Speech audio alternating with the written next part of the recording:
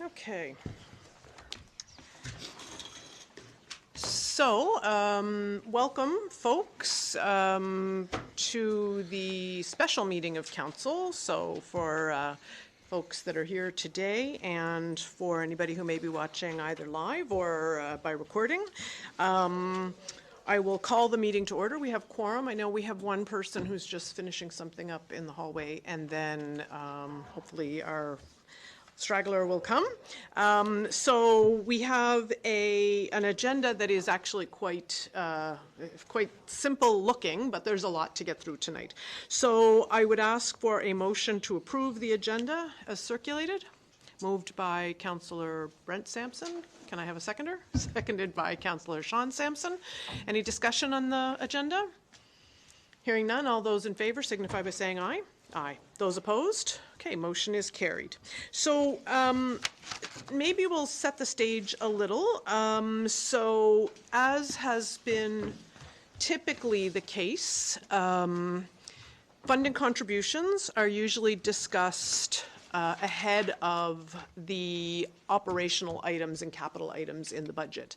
And to quote the lovely Director of Finance, this really is about the heartbeat of what municipalities do. And so these contributions to organizations are incredibly important to residents because they allow these they allow these organizations to do the important work that they do.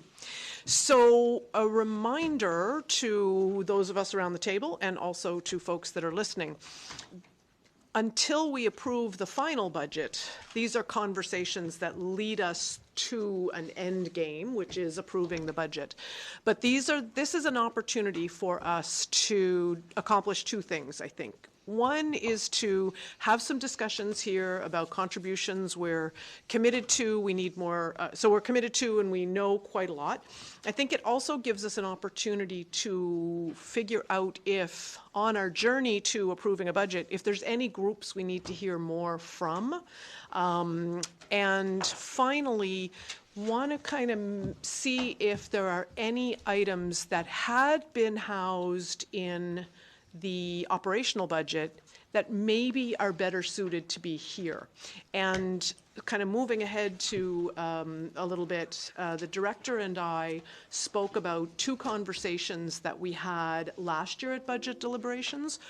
One was the pool at Sarek, that contribution, and the other was, I believe, the airport.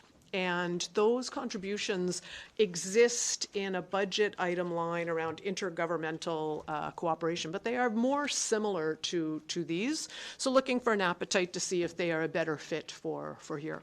And so that's where we are. A little history on the package information that you have. So up on the screen there is the, I'm all a quiver, color-coded table, which I love. And the color-coded table is meant to show us what we committed to in the last budget. So that's in yellow. So that is when we voted last year. It was June before we voted. Those are the dollars we allocated to that group. And I circulated to you the letter, and I'm just going to read it for folks who may not have seen it. So when we gave checks out to these organizations, we had a check presentation. People came in and signed the checks, but we gave them the checks, and in these checks included the following letter. On behalf of Council, I would like to extend our congratulations to your organization on receiving funding as part of the municipality's annual funding contributions for the 2025-2026 fiscal year. Your organization plays an important role in supporting the residents of Richmond County, and we commend you for the work you do provide valuable programs and services to our community. Council remains committed to supporting many volunteers and community groups who enhance the quality of life in Richmond County through their tireless efforts and dedication. These contributions are a reflection of our appreciation for the positive impact your organization has on local residents. As part of our ongoing efforts to ensure continued alignment with community needs, we are requesting that all recipient organizations submit a formal request to be included on our 26-27 annual funding contribution list. Please submit your request no later than February 16th, 2026, and include a brief description outlining how funds will be used to support your programs or operations. We value your continued partnership and look forward to seeing the meaningful work you will carry out, etc. So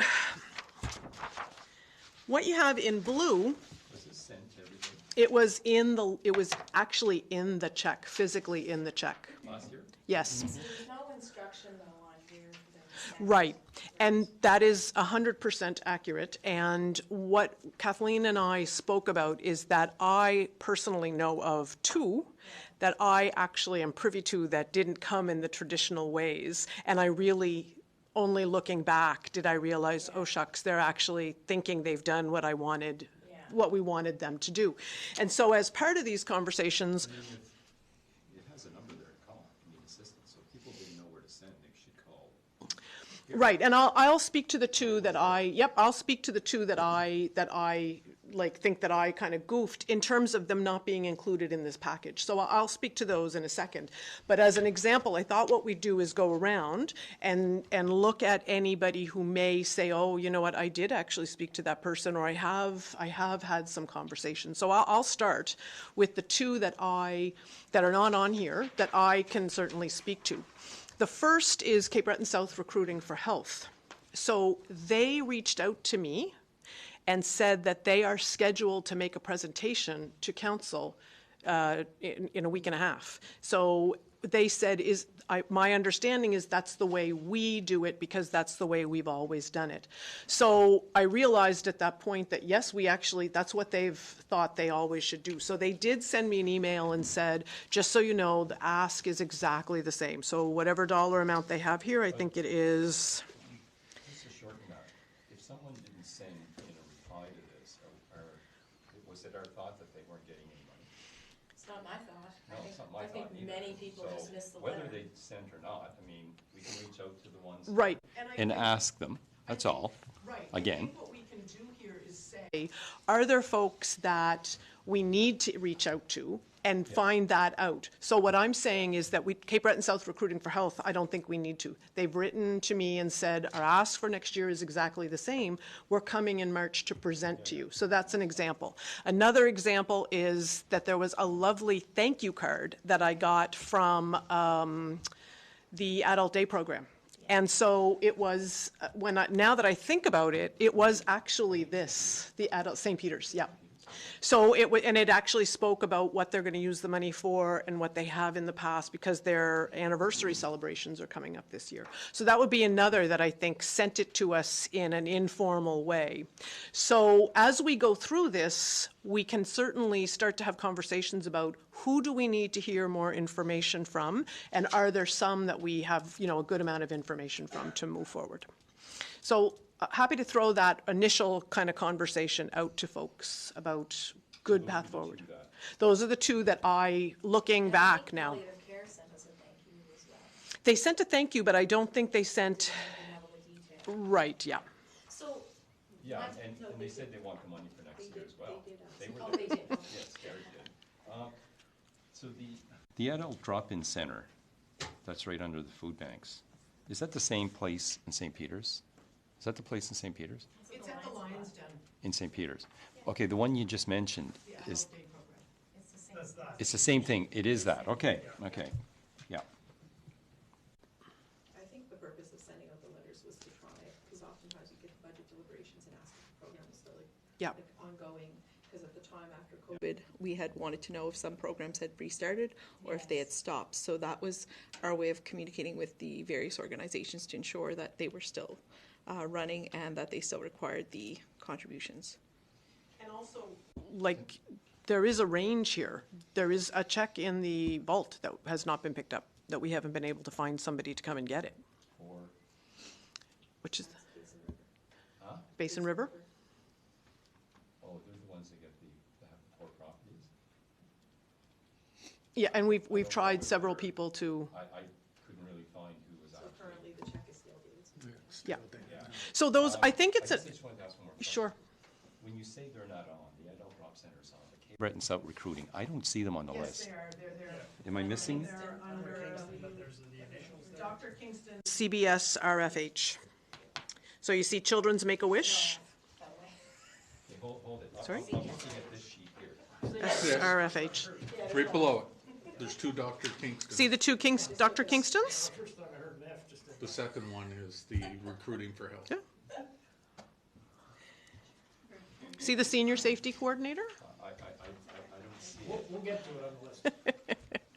Let's start. So I think what we're, Okay, yeah? It's further down. Okay. Looking up at the top where the. Sure. So I think what we can do, what we have typically done, is we've sort of gone from top to bottom, just it's just start at the top. There isn't a particular order to these things, but I would like to draw your attention that we've added some things. So the Inverness Asylum project, the Dolly Parton Imagination Library, the pool, the airport, are listed. Now, sponsorship, advertising, that is on there. The request, these are just requests, but we wanted to make sure they were captured. Say you added the Dolly Parton Imagine Library. We used to fund or give some money to literacy, and We did. it was for some of that years ago. So I just assumed it was an old one, a carryover, but you say it was just added? No, we did No, that last year. no, we've pulled it from, The Dollar Not Parton normally on this Imagination list. Library. Way Yes. back. It's not normally It on came this through a list. grant. it's not normally here, Yes. right? Because we always gave to literacy years ago. Yeah. So, we've moved these over to try to move them onto one sheet. I guess what our thinking is it would be better if when we meet about our operational budget, that we're meeting about operations and that we're not kind of moving over into funding contributions. So try to keep the two things quite All the money separate. that we give out should be on this conversation. I agree, yeah. Everything we give out. Yep. Operation. That's outside of core service. Which is why we did include for you the current budget, hoping that it would trigger anything in the budget discussions we had last year that take note you, of that list. right on, yeah. So I think that will really clean up the two different kinds of questions that we have. And I'll have to look at it in a different mindset then. Sure, fair enough. Okay, Take so, them off even later on. yeah. This is just the first meeting. Sure. So we'll go around, we'll sort of start at the top, looking at the dollar amounts. And again, we don't have all the final numbers in the budget and so on and so forth. So these are sort of first blush. They're not commitments to dollar amounts because we need to pass an entire budget. But for the purposes of discussion, happy to get some information on the first order of business is straight area transit. So Council Deputy Warden, are you on that committee? Do you know if that's the same ask? We haven't. To my knowledge, it will be the same ask. Okay. We are doing budgeting. They do At a our- lot more provincial money now than we do. At our next meeting. Well, okay, did they get cut out? I don't know yet. Okay. I don't know.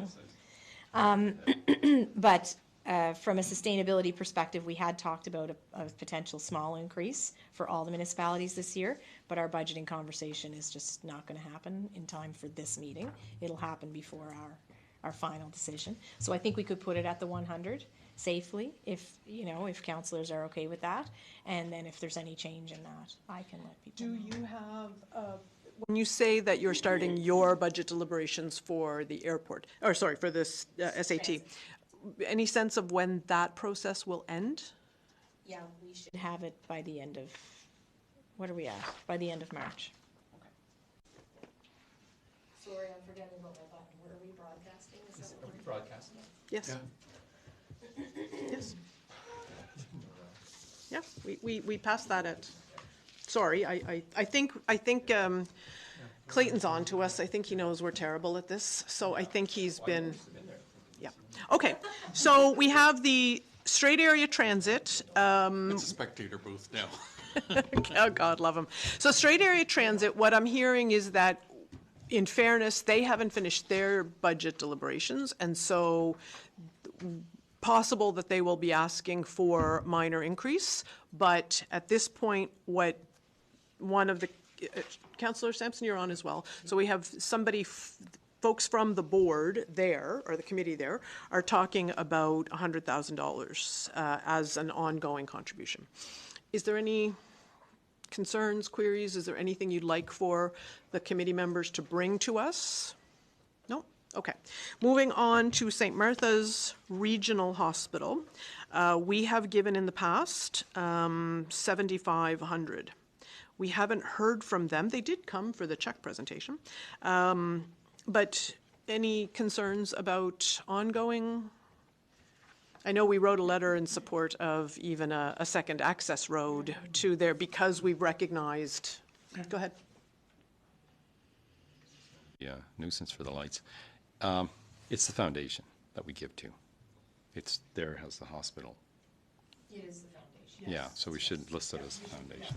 All of these are the foundations, like even St. Anne's is their board, I guess. Okay, so we can, Director, we can take that that away and add that as a foundation. I feel like the conversation happened about, I want to say it was last year, that council wanted to see the name that the checks were written out to. So that's why we put that, because that's who we actually write the check out to. So I can put in brackets foundation, but So it does beg the question, why are we writing the check to the hospital? We should be writing the check to the foundation. Like the checks we issue should match this, because I think if the public is looking, we want them to be able to. so last year that's the check To the hospital? Was it, we should get clarification, maybe. Should it be to the foundation or should it be to the hospital? So just jumping ahead, would that be the same as the St. Anne's Center? Do we give to the foundation? Is there it's. They're a bit different, I think. Yeah. Okay, so a takeaway here would be to find out if we can, like, is there any reason why we aren't writing checks to the actual foundation? I believe, like I say, I feel like when we went back, we changed our list to reflect the name that the checks were written to, and in brackets we'd put, like, for example, Straight Richmond Hospital Foundation, and brackets Straight Richmond Healthcare Foundation. That's the updated name for this year. That's why I put it in brackets. But So, I think in this case, St. Martha's, what we're saying is that there is a hospital and there is a foundation. So if there is a way for us to write a check specifically. Unless somehow the board is using, I can't see them using NSH's accounts at all. So to me, it should be, they must have their own, whatever the name is. Can't see them being called the hospital, but. Yeah, and I was thinking St. Anne Center, which is, you're right, it's different, but the straight hospital would be another example of that. So we can take that away, but recognizing that we give to the foundation, is there any concern about getting information from them, or are you happy to provide that amount? They used to come and do presentations here years ago, and it was maybe during their big campaign, their big campaigns. I'm wondering if we should ask if, in case they are doing another big campaign, because we used to give them even more than that, and we continued just giving them that, you know. So what I'm hearing is that this may be a group worth having.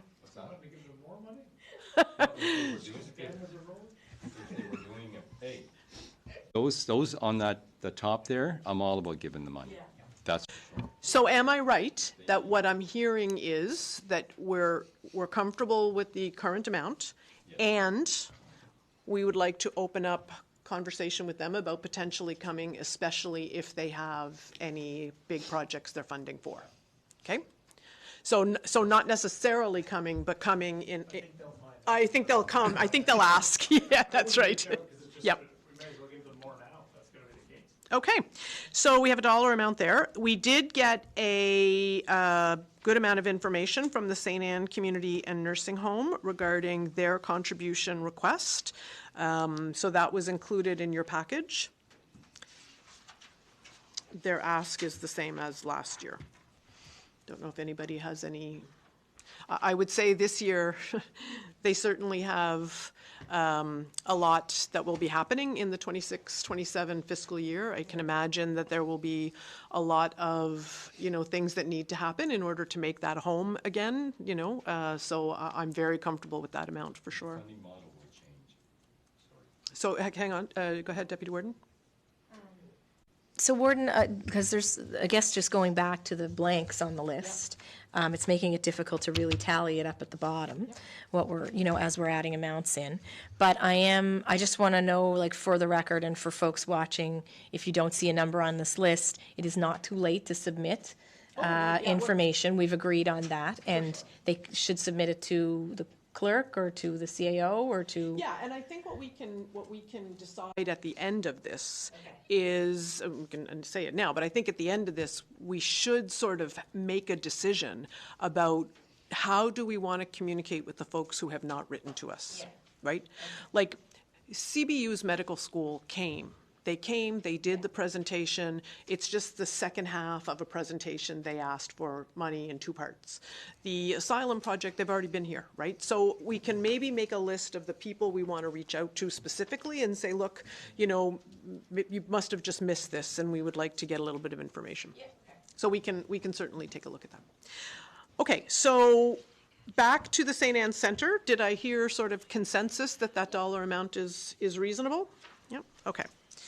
The docs, now, this is a good example of when we have 3 under the Dr. Kingston Memorial Community Health Center.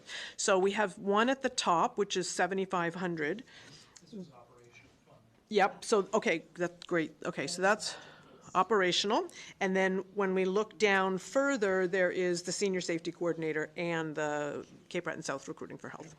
So when we see the Dr. Kingston Memorial Health Center, we have given $7,500 to them, I think, for a while now. Are we comfortable with that amount? Yeah, and I think they're, you know, they're better financial footing than 4 or 5 years ago, but still, it could be used. Okay, so then the next one is the Straight Richmond Healthcare Foundation. So this is one we give to the checks made out to the foundation, and I think they've just changed the name of the foundation. And we have given $7,500 to those as well, those folks as well, consistently. I'm good with that. Yep. Yes. Good with it for now, but I guess there's going to be a big project they'll be looking for money for, so, yeah. These are one of the folks who have said, like, in this vein, and there may be opportunities for them to pursue. Yep. Okay. So the Palliative Care Society has given us some information. That's in your package. We've given them consistently $10,000.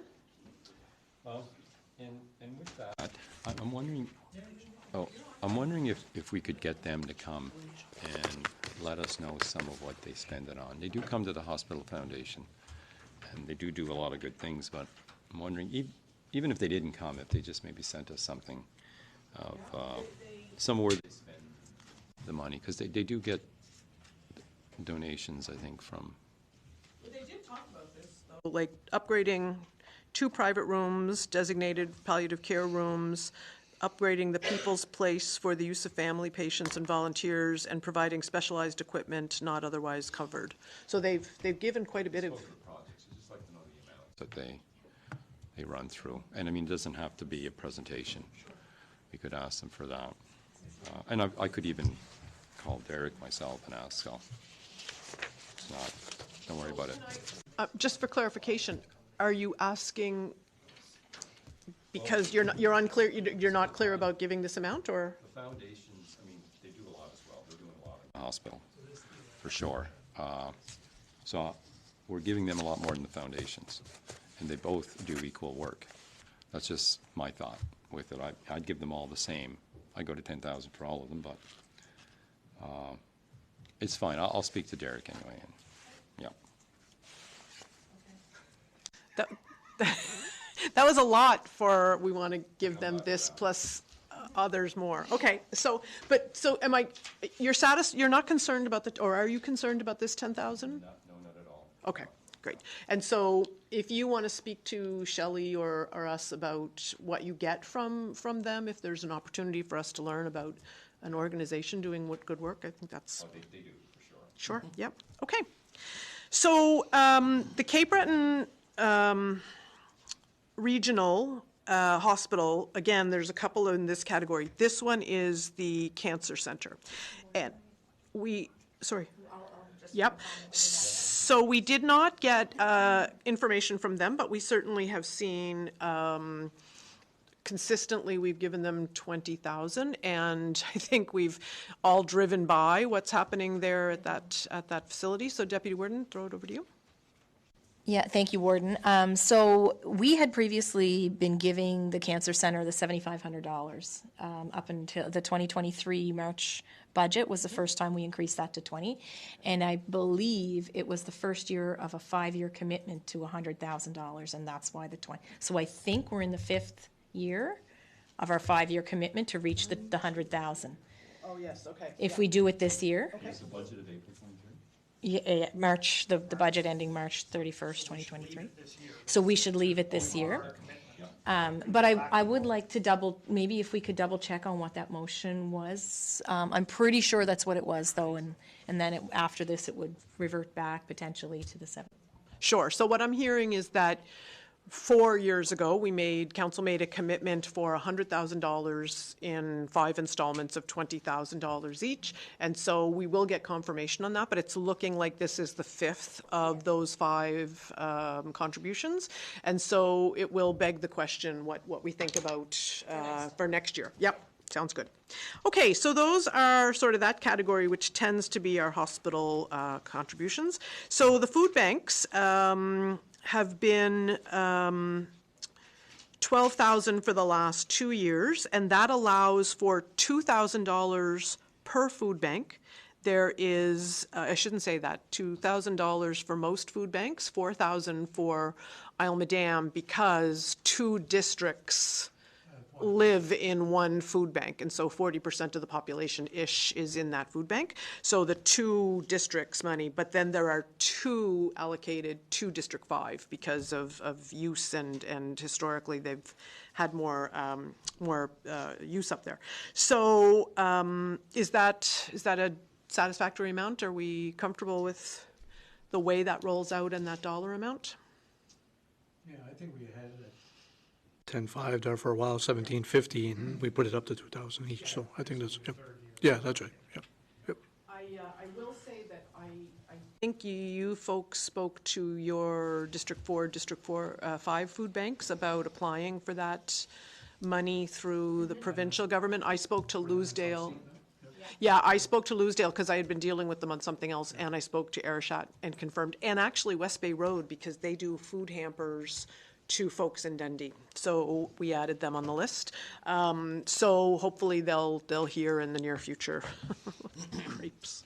Okay, so we're okay with the 12,000 there.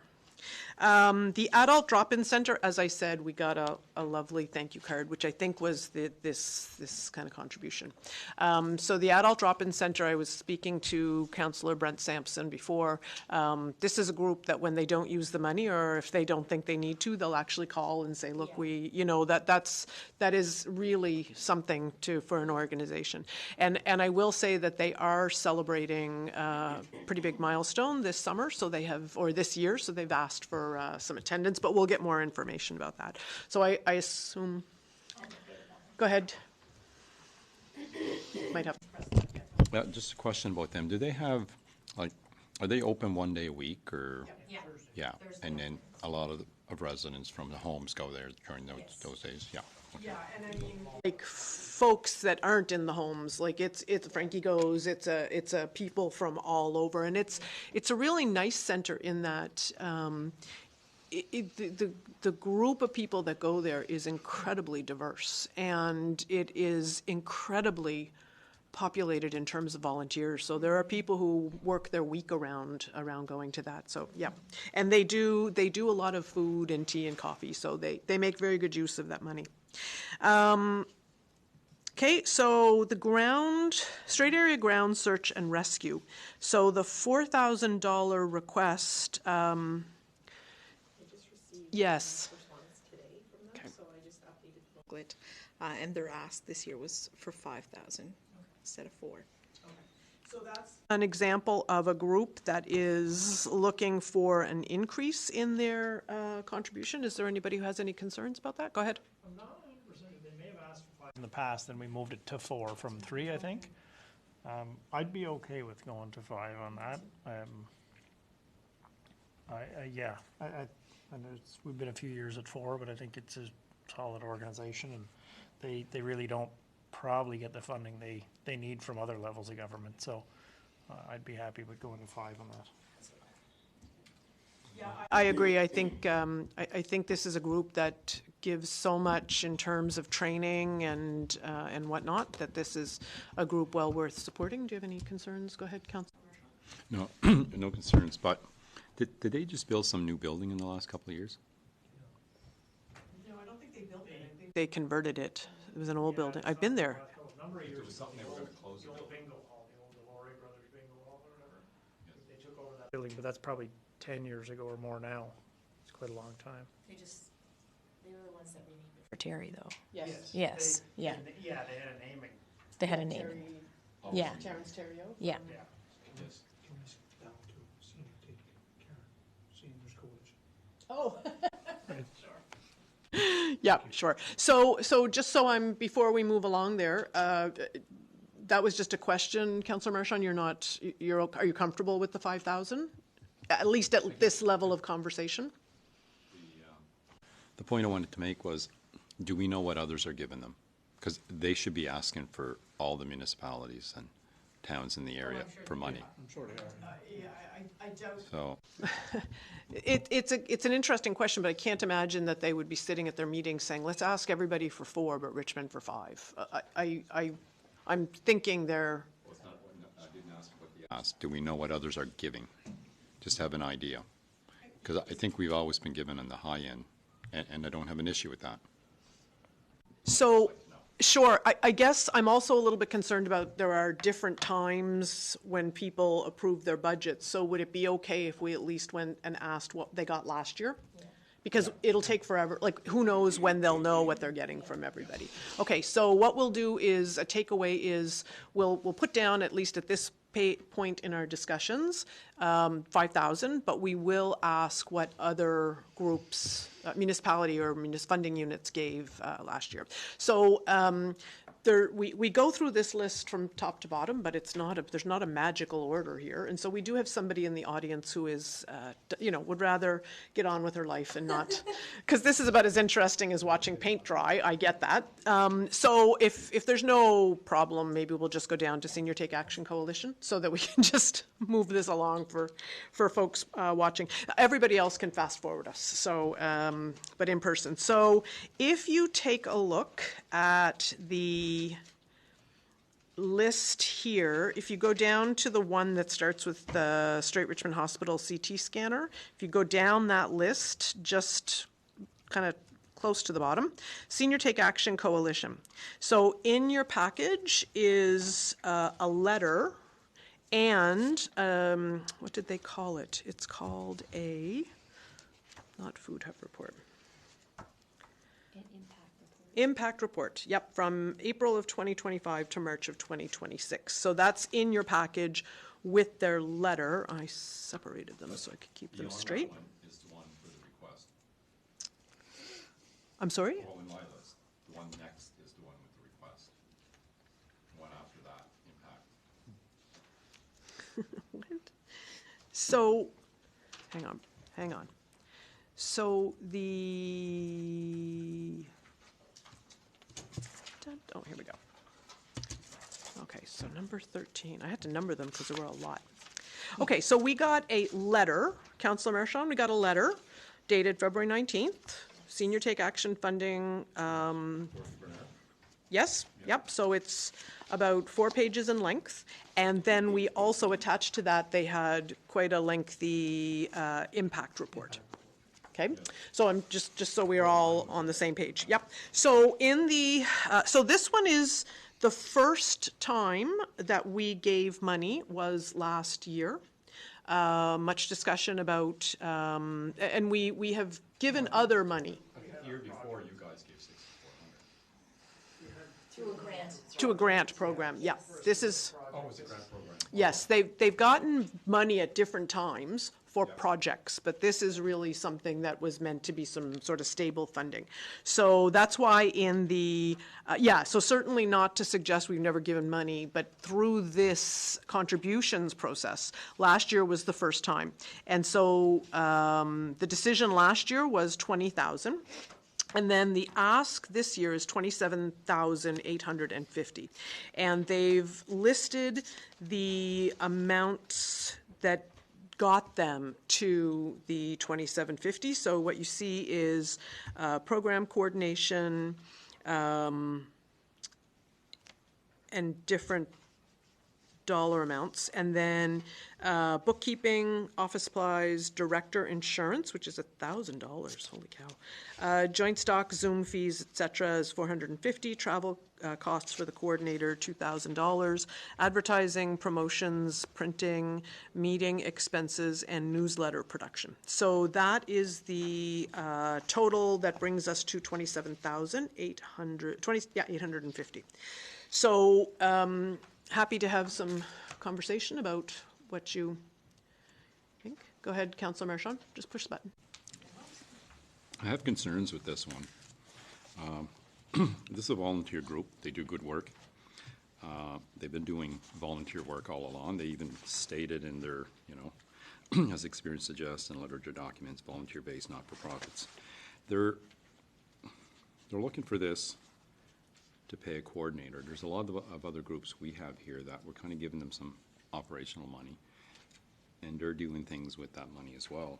This is more to pay somebody. I have no issue paying for the all the office supplies, and if there's insurance or the joint stocks.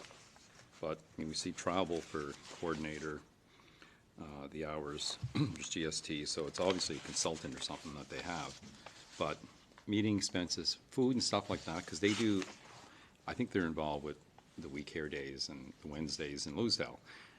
I believe all the expenses for that we should definitely cover. Don't have an issue, the food, the whatever, when they have people in, because they have a lot of good discussion for the seniors, but I have an issue with this. It's going to be another thing that's going to be ongoing, and ongoing, every year.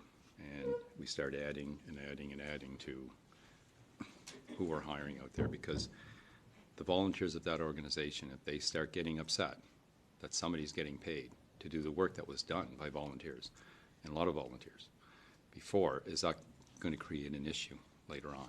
So, this has creeped up the last couple of years through grants and now through funding. So one thing I would say is this is a slightly different organization in that it is actually a coalition. So what this group does is it tries to, among other things, is it facilitates the operation and coordination of the various community groups that are around. So it is the Fleur-de-Lis Seniors Club, the Jolly Men's Club, or I forget the name. Yeah, and then the New Horizons Club. So there's a series of organizations that work under this umbrella. And I believe what makes this group different is that they are taking on some much more sophisticated work. So for example, this is the group that spent a good amount of time researching and advocating for the shingles vaccine for seniors. So while I certainly do not want to diminish the work of volunteers, the work that this group does on behalf of seniors, which makes up such a huge part of our population, is driving some conversations that are making significant changes for seniors. And that shingles vaccine advocacy is just one example. And that's not typically something that volunteers can take on because it is an incredibly challenging amount of work to do. So they're actively involved in the same kind of advocacy for hearing aids. And I cannot think of a single senior in Richmond County for whom that wouldn't be a good news story. So there have been, I would say that they are a different kind of group. And we did hear from them, at length last year about what they believed, and we made the decision to give them $20,000, which wasn't exactly the ask at that time. And so, I've certainly know that they've been actively involved in trying to find ways to become even more laser focused on specific topics. But I think that this is a coalition that is different than other groups. So that's just my thoughts. We've heard from Councillor Marchand. Hang on. I'm happy to hear from anybody else. Go ahead. Yeah, I have a somewhat similar mind. I think we know A lot of this is just wages that I think somebody's, they're doing some work, they're creating a job for themselves, and maybe that's what we're being asked to pay for. I mean, I've seen it's nice to see those updates on Till Ill, but they have almost no views, 10, 12 views mostly a week and so on. We were presented here and said, oh, it's very popular in that. It's not, like the YouTube views are very low. Some of it on Till Ill itself may be good. I think they do some good work, but I think we're being asked to fund the bulk of this, or we're being asked to fund, we're being asked to fund somebody's paycheck for the most part because they're figuring we will. I'm okay with supporting the group. I just think we got to be careful because last year it was $40 an hour. This year it's $40 an hour plus HST. So there must be as a consultant now, then there's another 200 hours at 30. I'm not sure why that's separated out.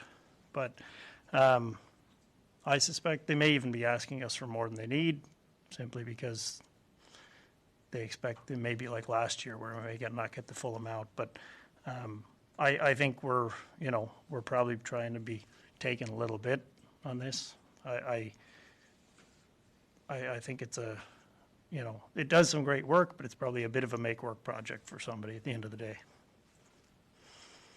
Okay, so can I ask where you're landing dollar-wise? Is it $0? Is it 20? Or is it? 15 in that range, like 15,000. Okay. I don't want to discount that. Yeah, no, I don't want to discount that the group does some good work. I just think we ought to be careful that other good groups can come along and look for basically 100% funding as well. And I think that's it's a slippery slope. Before I go to Deputy Warden, without any additional comments, because I do want to hear everybody's, but do you have a number you want to land on, or is it 0, is it 15, is it 5, is it 200, whatever? I didn't hear the number that, 15,000. I'm thinking a lot less than that. Okay, so just so we've got. Oh, 10,000. Okay. So Deputy Warden, happy to hear your Okay, thoughts. thank you, Warden. So I really do look at the work of this group and really appreciate the impact report because I think it's really helpful. I really do look at the work of this group as something that is, it's very much county-wide. It's connecting our seniors to important provincial issues like you just mentioned.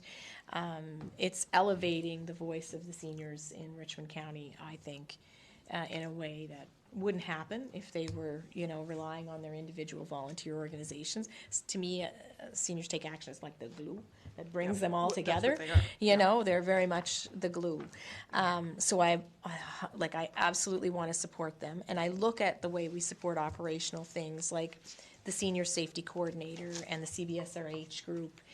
None of those do we fund at 100%.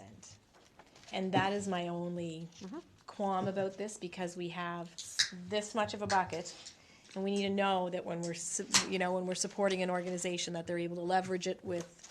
And I've just been, furiously looking to see if the provincial government just cut the grant for aging communities. They did. It is cut. Yeah. Yeah. So their ability to leverage now is going to be. Yep. Anyways, so that's a concern. At the same time, Deputy Warden, Just hang on. their ability or the Kingston Group? the Seniors Take Action Coalition. Seniors Take Action. Yeah, okay. yeah, Because that is the name of the grant that was one of the many grants, but that specific grant was cut. yeah. So it's a concern, right? For me about the 100%. I'm hopeful that we can still support this. I don't have a problem helping to pay for the time of somebody to put into this because I see the results of what that time spent is doing. But I do have a problem with the 100%. So Do you have a dollar amount? so I'd be okay with the 20 again that we did last year. It's still more than a typical 50% contribution, which is what we've done in the past.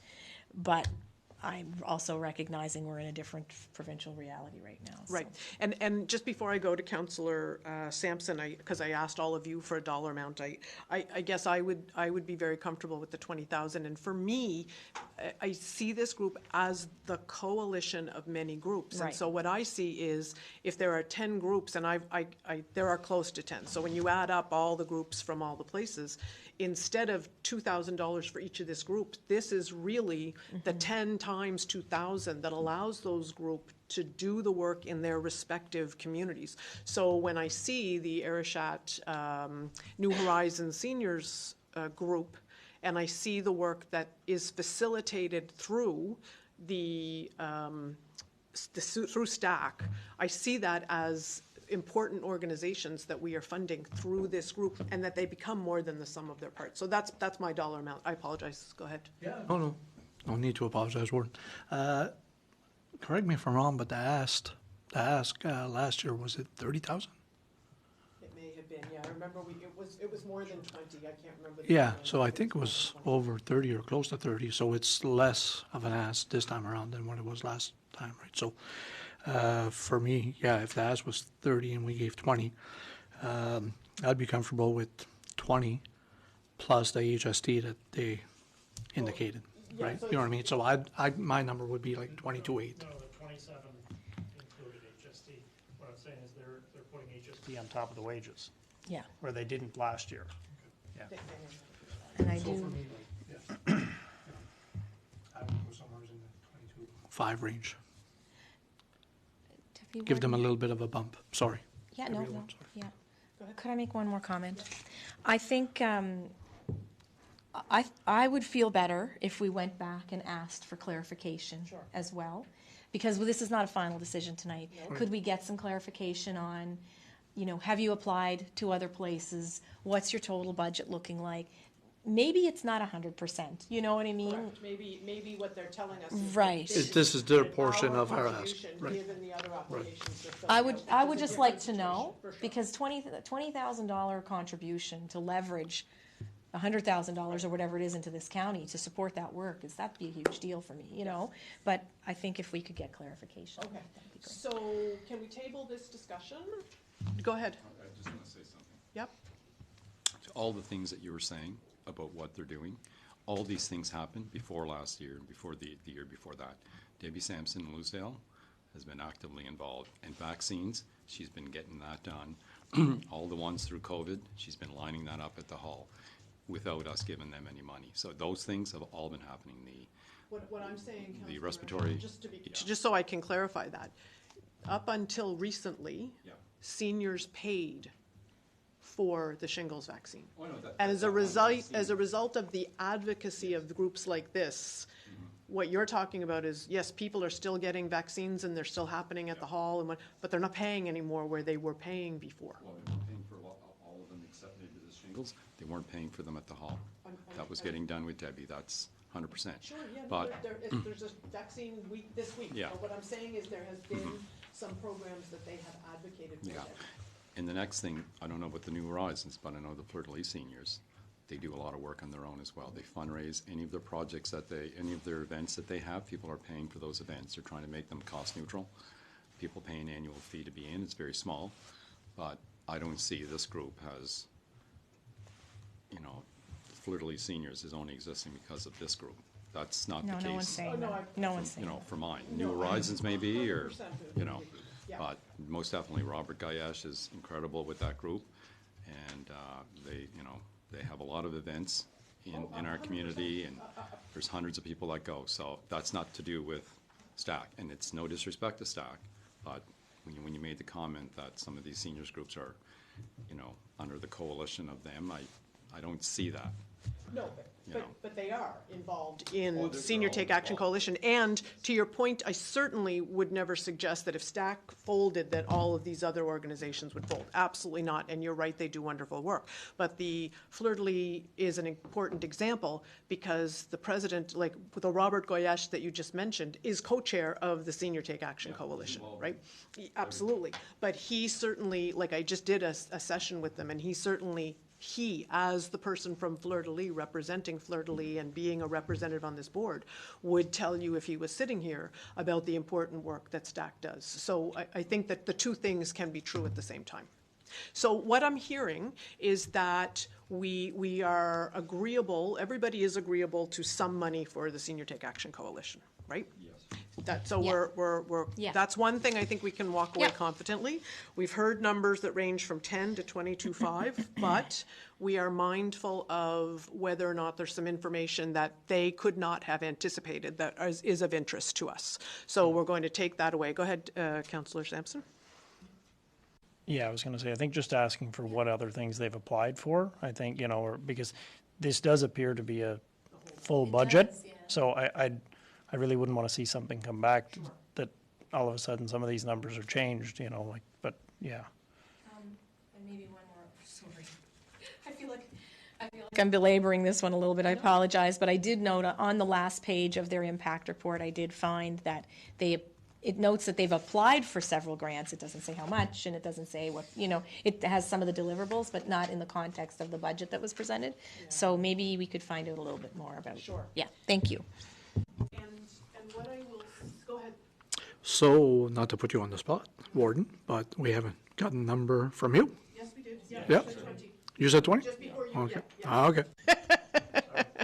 Yeah, so the numbers I heard were 10, 15, 20, 20, and then the 22.5.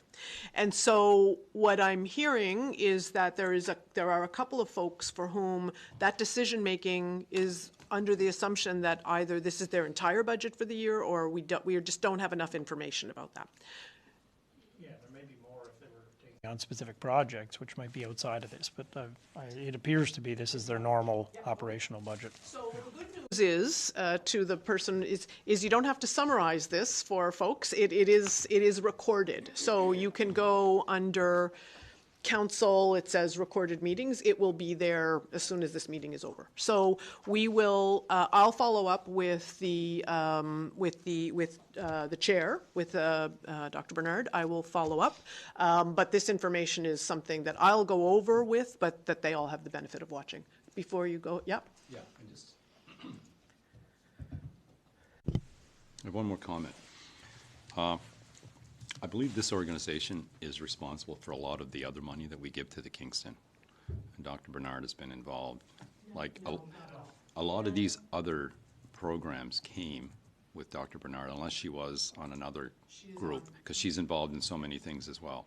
She advocated for a lot of these other things, which I assume her involvement with Seniors Take Action. Yeah, this is like Robert Goyesh, right? He is Fleur-de-Lis, he's here, but he's also the the hospital. So Dr. Bernard is on the board for riverboat routes, but those two things do not intersect. They're mutually exclusive. Yep. Okay, so we know where we're going with that one?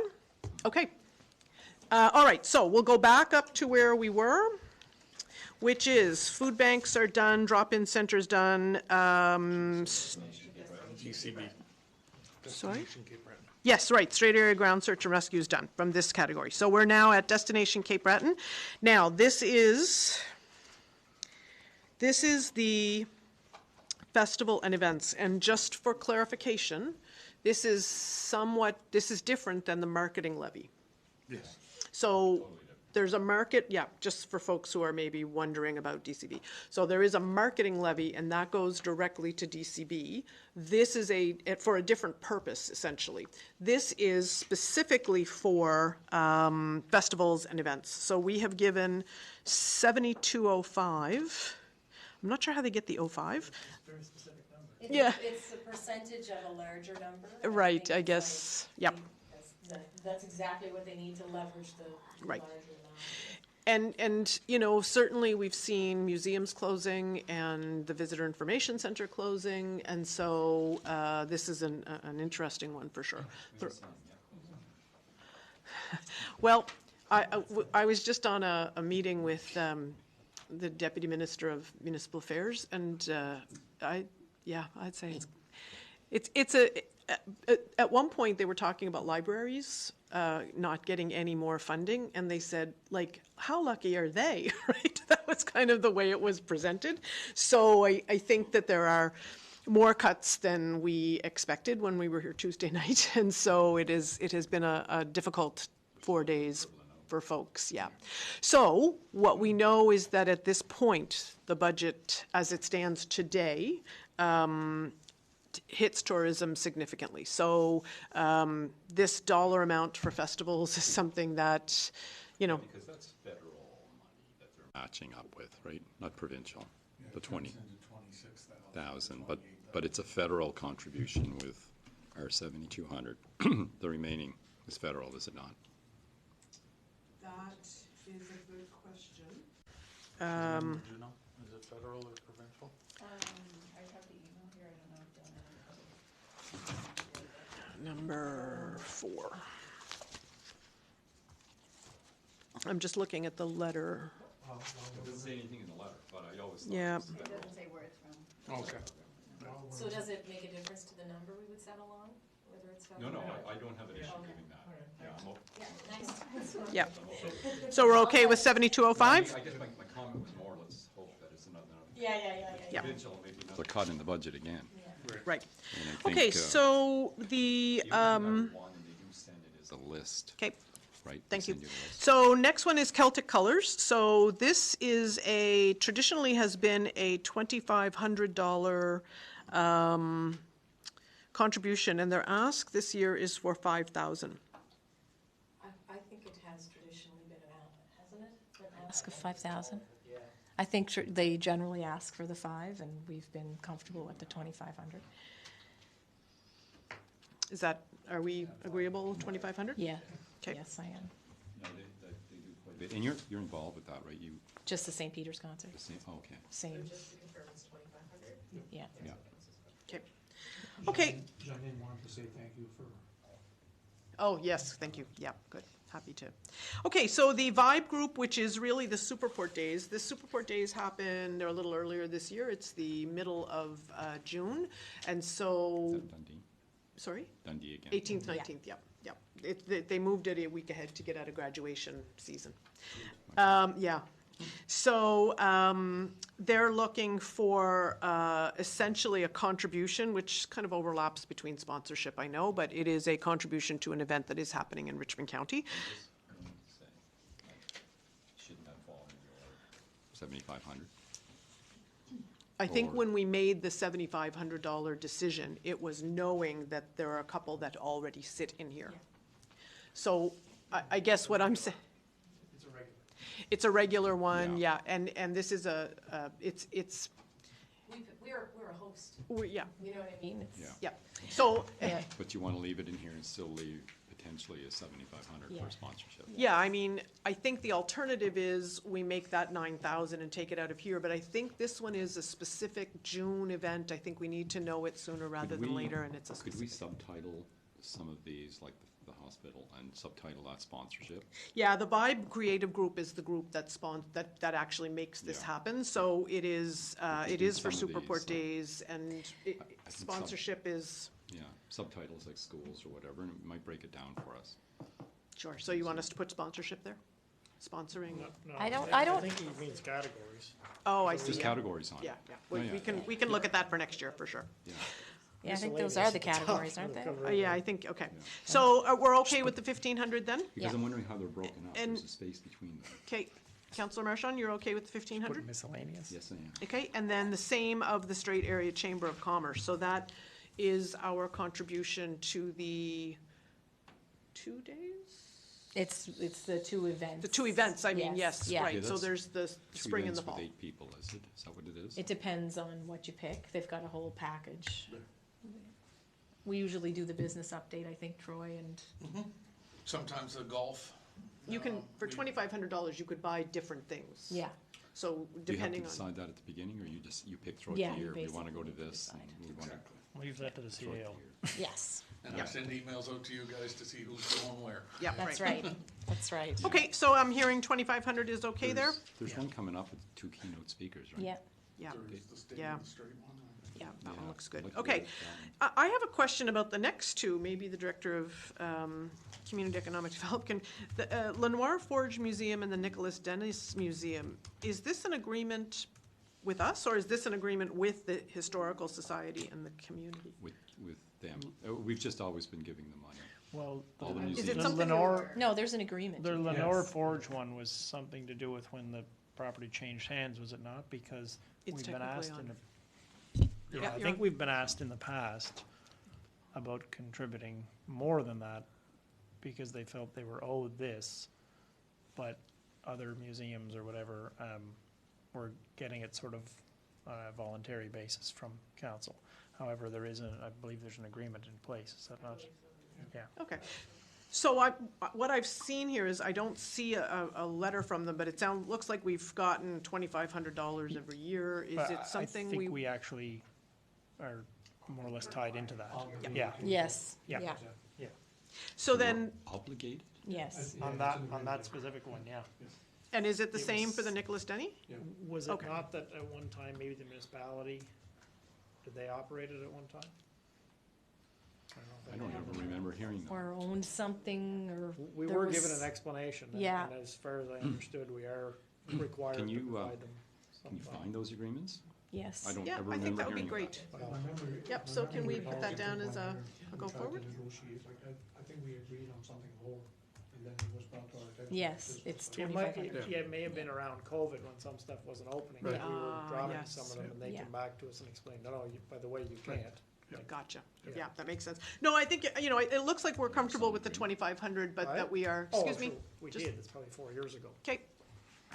It looks like we're comfortable with the $2,500 and making sure that we get actual copies of those agreements for subsequent years. Can I ask a question Yes. about all these museums? With what we're hearing about what the province is doing, what other funding do they get? Were they getting provincial money? Whatever. All of these? Whatever money they might be getting does not show up on the list of cuts to museums. So I've gone through all the museum information. Now, there could be some grants that are undisclosed that they apply for on a regular basis, and That would maybe be they gone. won't get that, but they are not among the Cosset House casualty list type thing. So this Ocean View Wildlife Museum Association, They just submitted their letter. oh, did they? Yeah. Oh, good, okay. And Where are they at? their ask is for Upstairs above the The same amount. Christmas shop. 2,500? Yeah, and to be fair, I believe there was somebody who has typically taken this on who had some health issues. So I think that what we know about volunteer transition. organizations is that sometimes there are key people that get involved, and if they have a family emergency or some such thing, we certainly can see how that would impact. So did we jump one though? Like were we leaving the same thing for Nick?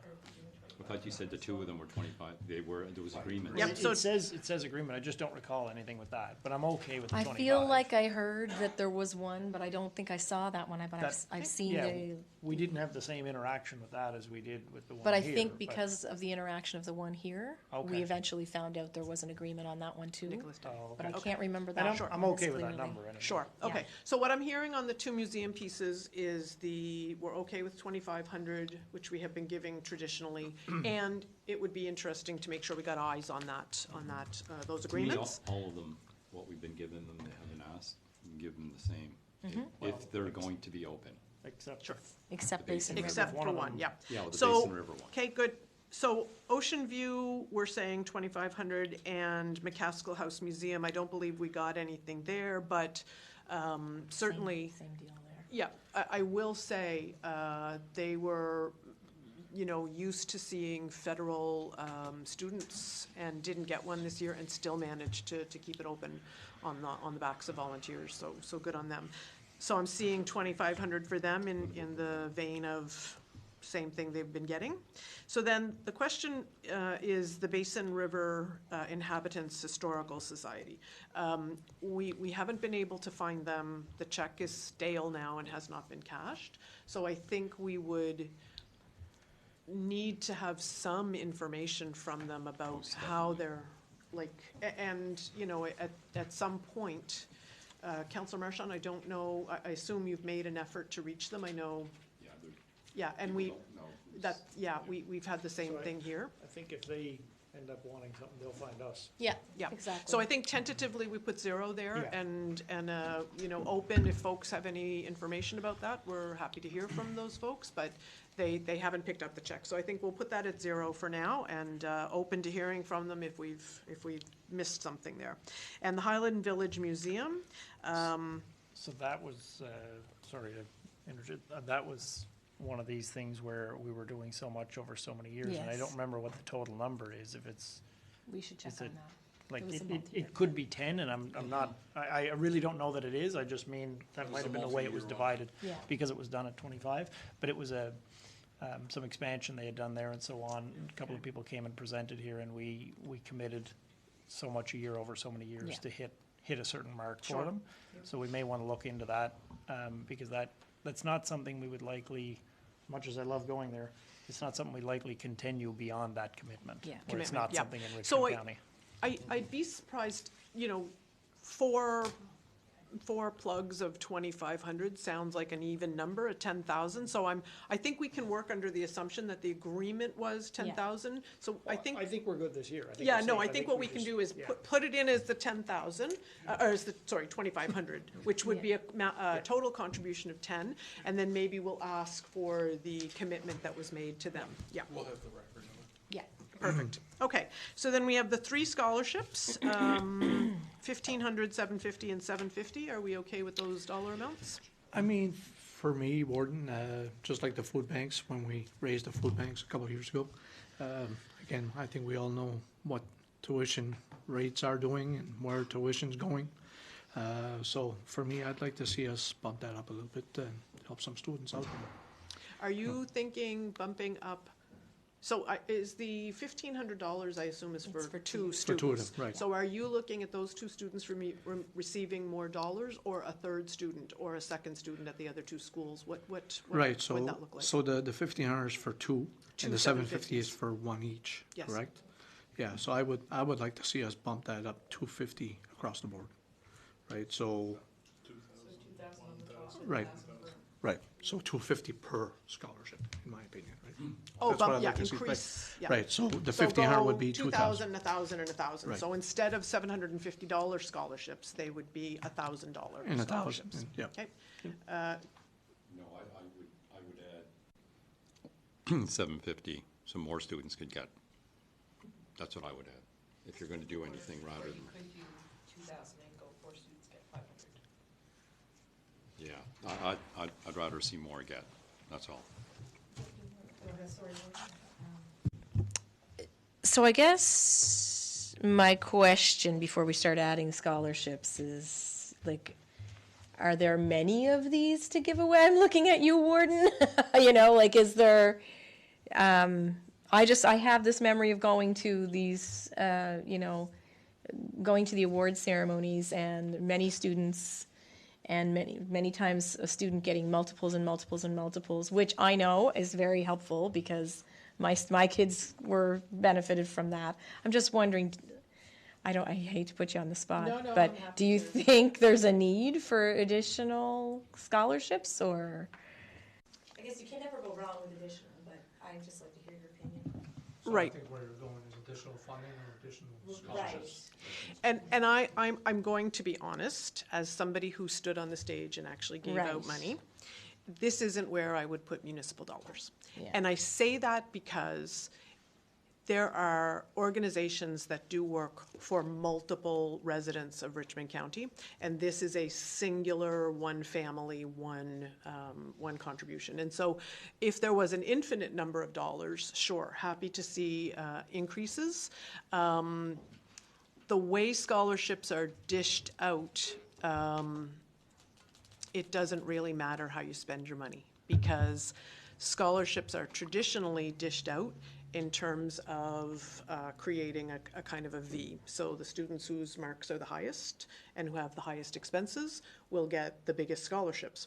So if it's a $1,000 scholarship, then they will get that, but they won't get a $250 one, and they'll give that to somebody at below. So it isn't really like you're actually giving any one student additional dollars, by giving a bigger scholarship, because there is a correction for that in terms of how the scholarship committee will give other money, unless you want to take on the responsibility of giving that money out yourself. But if you give it to the scholarship committee, there tend to be corrections so what ends up happening is that you're giving $250 more to another student, which is, it's not that that's a bad thing, but it is a single student who benefits from that. In this case, 3, whereas every other thing on this list is something that benefits communities. And so there is never enough money. We just had a family member that we supported and got him off to school while his family moved away, and almost fell over when I saw the bill and how much it cost, and room and board and all of that. It's excruciating. There isn't enough money for us to give all the people all the things. And this is a one person gets one bit of money kind of thing. So as much as I am very pro-student, when it's municipal dollars, it is about how do we get money that impacts the most number of people. But I'm not opposed to increasing. It isn't the discussion you think it is around more, or it really isn't, because the scholarships will be corrected in terms of what other ones they get, if that makes sense.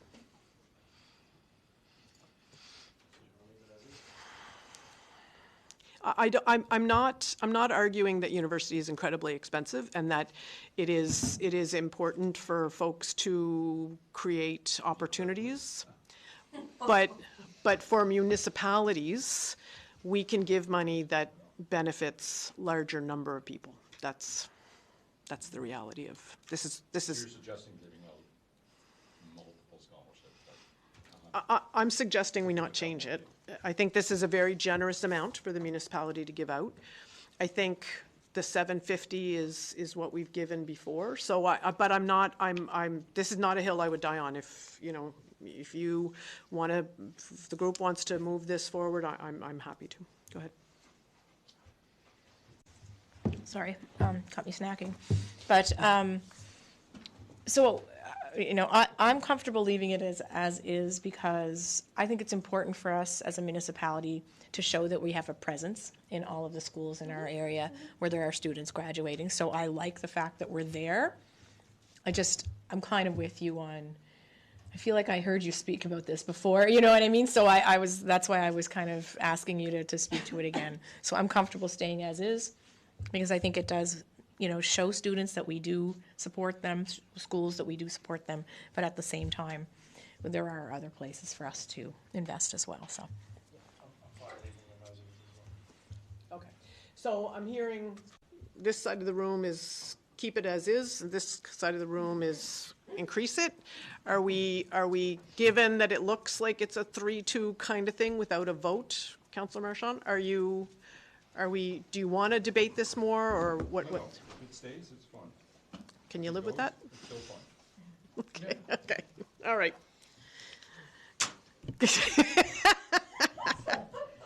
Yeah. Yeah, they stay the same, yeah. Okay, that'll make me really popular when I go to the school next week. Okay, so the Port Hawkesbury Paper Minor Hockey Tournament. This one is a little bit unique, isn't it? It's only if they host, did they host it? Are they hosting it? Yeah, okay. And so we are expecting it to happen, is it March? Well, they have multiple tournaments. Oh, yes, that's what it is. It's not, that's right, it's not that, yeah, okay. Are we comfortable with the $1,000 there? Yep, okay.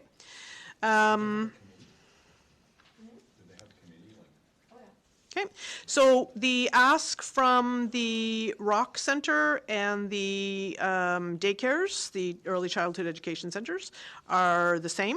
Are we comfortable there? Last year you had suggested that we put a note to follow up on individualized funding for the Rock, so I just wanted to just ensure that we had that. Yeah, okay. so I can speak to that. Okay.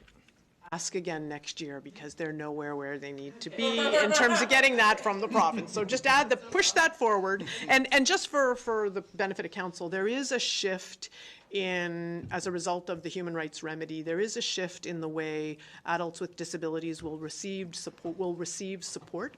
And it is feasible that folks will actually get the money through government to pay for services and day programs. So the ROC would say, oh, you want to come for 2 days? Here's your invoice for 2 days. You would use your individualized funding to pay for that. So as somebody who's on a board of a service provider, we're looking at how that shifts, what our fundraising might look like. It's nowhere where it needs to be at this point. Okay, so Make-A-Wish is $1,000. We comfortable with that? I'm not hearing anybody. The coordinator for senior safety, and as I said, the 30, that number below there should be 36,300 for the Cape Breton South Recruiting for Health. They are scheduled to present next month, and I think we should be open to saying, look, maybe we don't need you or whatever, if there is another organization after we get through this meeting that maybe we want to hear from more. But I did verify with them that it's the same ask. We're comfortable with that? Especially since some of that funding was cut this year in the provincial government budget, mostly the grant funding they applied for. So lucky that they did those projects for the students and that kind of thing, because it sounds like those funds will be cut. So good to have boots on the ground for sure. Bredor Lake SEPI. This is one that is that they did ask for an increase, and you have the information in here. Go ahead. Yeah. Thank you, Warden. So SEPI has been requesting, I think, the same amount of funds and receiving the same amount of funds from all of its funding partners for many, many years. And last year looked for a 10% increase, and we stuck with the 25. But that is what the 2750 would represent, is about 10%. And they've replicated that 10% across all of their asks. With a variety of success. So, and there are a couple places that give a little less than we do, but I will say the First Nation communities contribute much more than we do. Yeah, double. And so, you know, we have probably as much shoreline on the Bredor Lakes as Bottledeck does, and so they contribute much more than this 2,700. I think it's pretty much double. So, go ahead, Councillor Marchand. When you say the shoreline of the Bredor Lakes, are you saying that they're doing a lot of protection work around there? Because It's the Collaborative Environmental Protection Initiative, or planning initiative for the Bredor Lakes. yeah. But physically, what are we seeing? What results are we seeing with what they're doing? Physically? Yeah. I know they talk about, you know, the pollution in the Bredor Lakes. So I'm not going to get So- into the presentation that Stan and Ron came and did for us, Yeah. because we've heard that already, but I think we can invite them in if we want Yeah. them to. They're happy to present, but Yeah. they have been here. Yeah. And just recently, they did a presentation to, or activities with youth to try to teach them the importance of maintaining. There have been conversations about taking a more assertive role around pollution and those kinds of things. Who knows what funding cuts will do to this group moving forward. They have a 2-day presentation, what would you call it, seminar, Deputy Warden? Yeah, it's a workshop, a 3-day workshop coming up in March to bring together all levels of government to look at the key pillars that are part of the SEPI plan right now. They include things like the recreational fishery and tourism and a few other items. And it's that workshop will inform the SEPI work plan going forward, which is a huge document. So I am in favor of the 2750. I think we've seen our First Nation partners providing more support than we do, and I think that this is important work and a lot of value for our money. But going into seeing, you know, what you said about affecting a lot of people, what is this affecting? As for Seniors Take Action and any of the other groups, Senior Social Advocate or whatever, how does this affect the people of Richmond, this amount of money? Because that group is based out of Where? They're everywhere. I mean, I heard you speak of the Bedore Lakes. They can have tons of meetings and tons of sessions everywhere.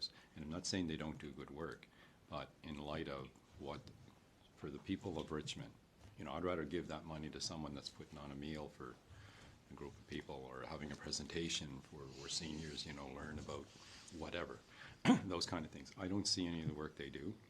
I know they speak of the Bedore Lakes and they speak of pollution and stuff, but physically, what has changed? You know, they So speak of Councillor septic Marchand, what I systems would and- suggest is maybe ask those questions the next time they come in with a presentation. Yeah, you I know, think because they- they're working on right now a state of the Bedore update, so that we can look at what the state of the Bedore is now compared to the way that it was when we last did that report, which was back in maybe, I don't know, I can't remember exactly when it was, but it's more than 10 years. 10 years, yeah. These are the types of research that that group is going to be doing all the time and leading. But I do think, I am serious, you should be asking those questions of the staff, because they are so willing to tell their story, and to tell the story of SEPI. And, you know, Richmond County signed on as a charter member. Yep. And I think we have to stop talking about the SEPI as if it's a thing that's not us. We are the SEPI. Yep. We are a charter member. Yep. And when we signed on, we said we would support. And so that's, you know, that's for me, a big part of why I try to stay so involved, is because Richmond County made that commitment. The Bedore Lakes, whether you live on them or not, affects every person in this county. And I think it's our job to work together with all levels of government to plan appropriately, right, and to take care of its health. Yeah, and they did come and they did speak at length, and I you know, I wasn't prepared to come here tonight and regurgitate No. there, because you were here for it. So, you know, I think that we have an ask here, and happy to invite them back. That is a group that would come every year and present. And then some. And then some.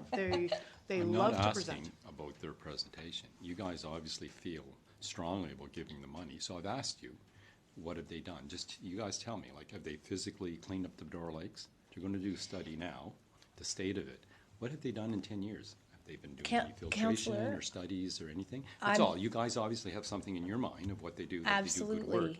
So I'm just Again- asking, that's all. Again, I would suggest we all pay attention the next time they come in to present and ask them those questions. We're here to talk about budget, not to discuss the impacts of, you know, of the SEPI in great detail. And so would you, like, I guess maybe we can kind of take a look around and take the temperature of group. Are we, just to sort of not narrow down your options, but these are the options I think we can sort of consider. Is it 2,500, 2,750, or you need to table this to get more Right, information about which what is SEPI fine. does? They would come in a heartbeat. They are the most accommodating folks in terms of coming. So maybe we'll just go around the room. I have, by benefit of having been to some of the meetings and so on, I'm very comfortable with the 27.5. So maybe I'll ask Deputy Warden, Yep. would it be fair to say you're fair with the I'm- 27.5? I'm okay with So then that. I'll ask the other three councillors. if they have- Yeah, I'm fine with the 27.5. Yeah. I'm just gonna go 2750, not 27.5.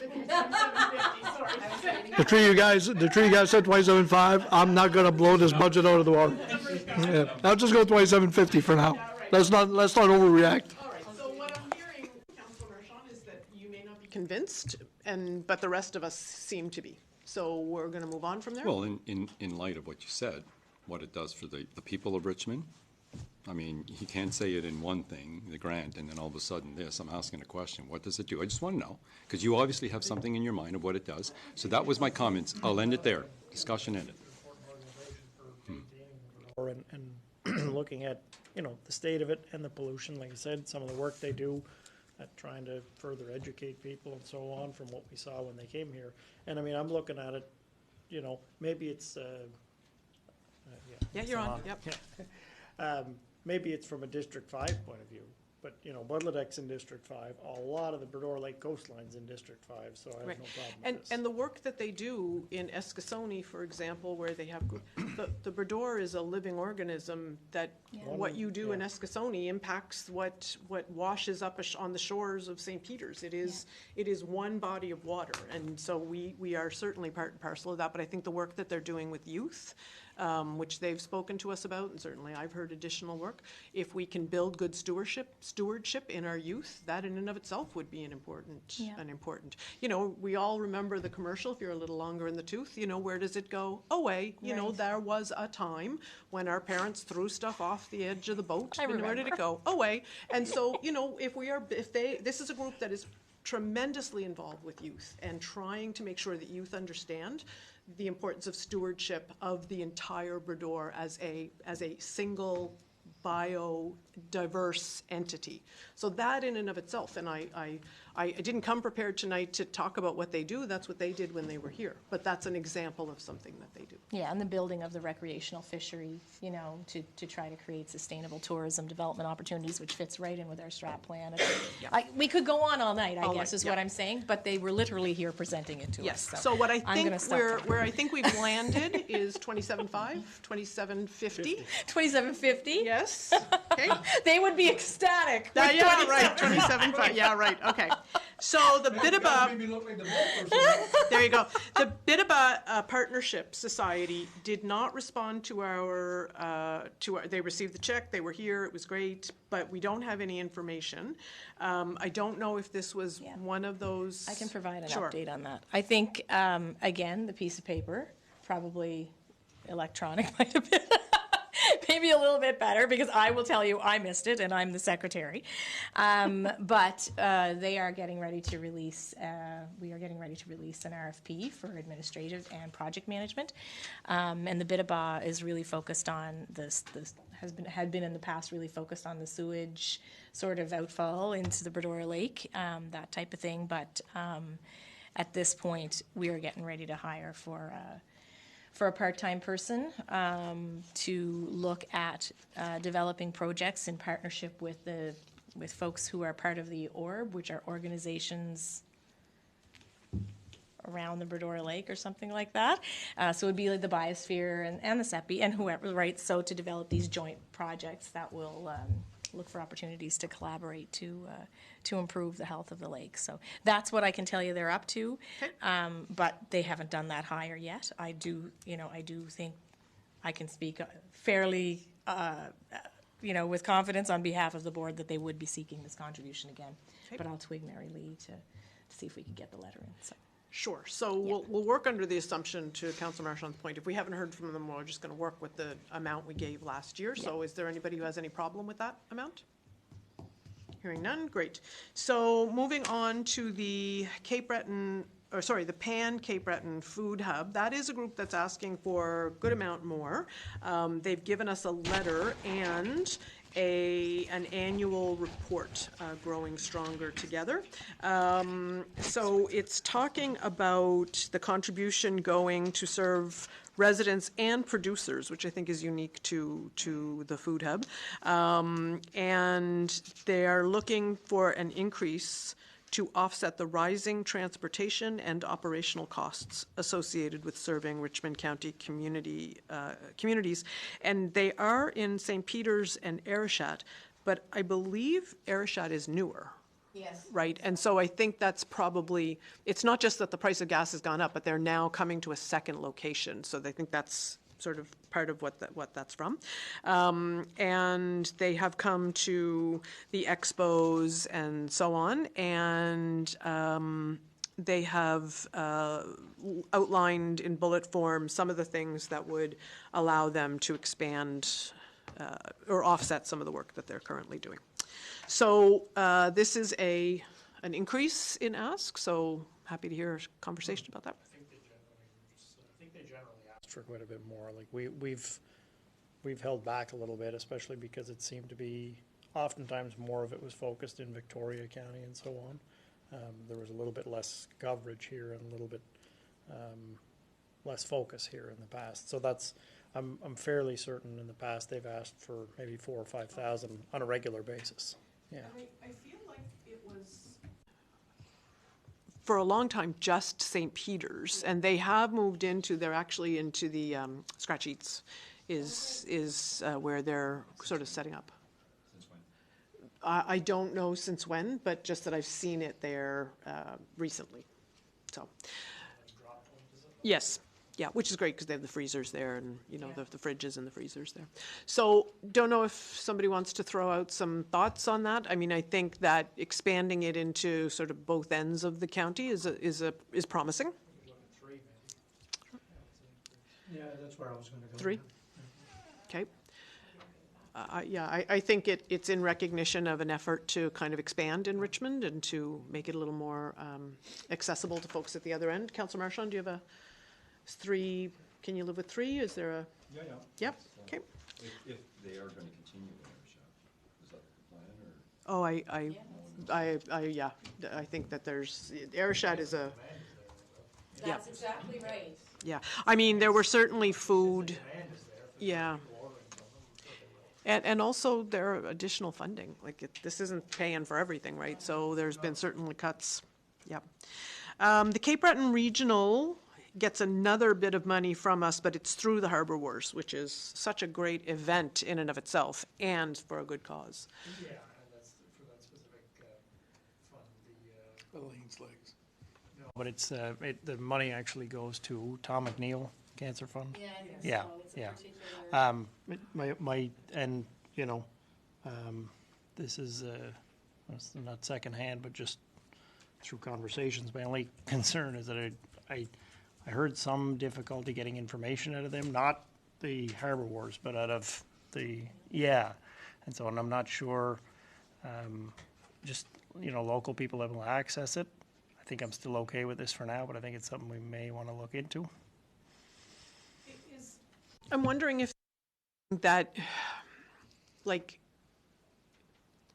we would be giving it to this group for Harbour Wars, and if they wanted to give it to a different way of giving it, I'd be fine with that. I mean, I think that they have a clear vision of what they want to see this money go to, whether it went to the cancer center or whether it went, that would be of no consequence to me if it was the same kind of thing, but. Yeah, it's not the cancer center specifically, it's for Yeah. costs for people undergoing treatment, like say, you know, travel costs and so on, or maybe hotel, like accommodations, that kind of thing. It's to help people out with that. That's what the fund is there for. Yeah, I guess what I'm saying is if they decided to say, well, you know, we're not comfortable with, you know, let's give it to the cancer center, I think it's in the same vein, yeah. so, yeah. So are you And comfortable? that didn't come from that Yeah, okay. organization, yeah. So are you comfortable with the 1,000? Yeah. Yep, Yeah. yep, okay. All right, moving on to the, okay, so the CT scanner,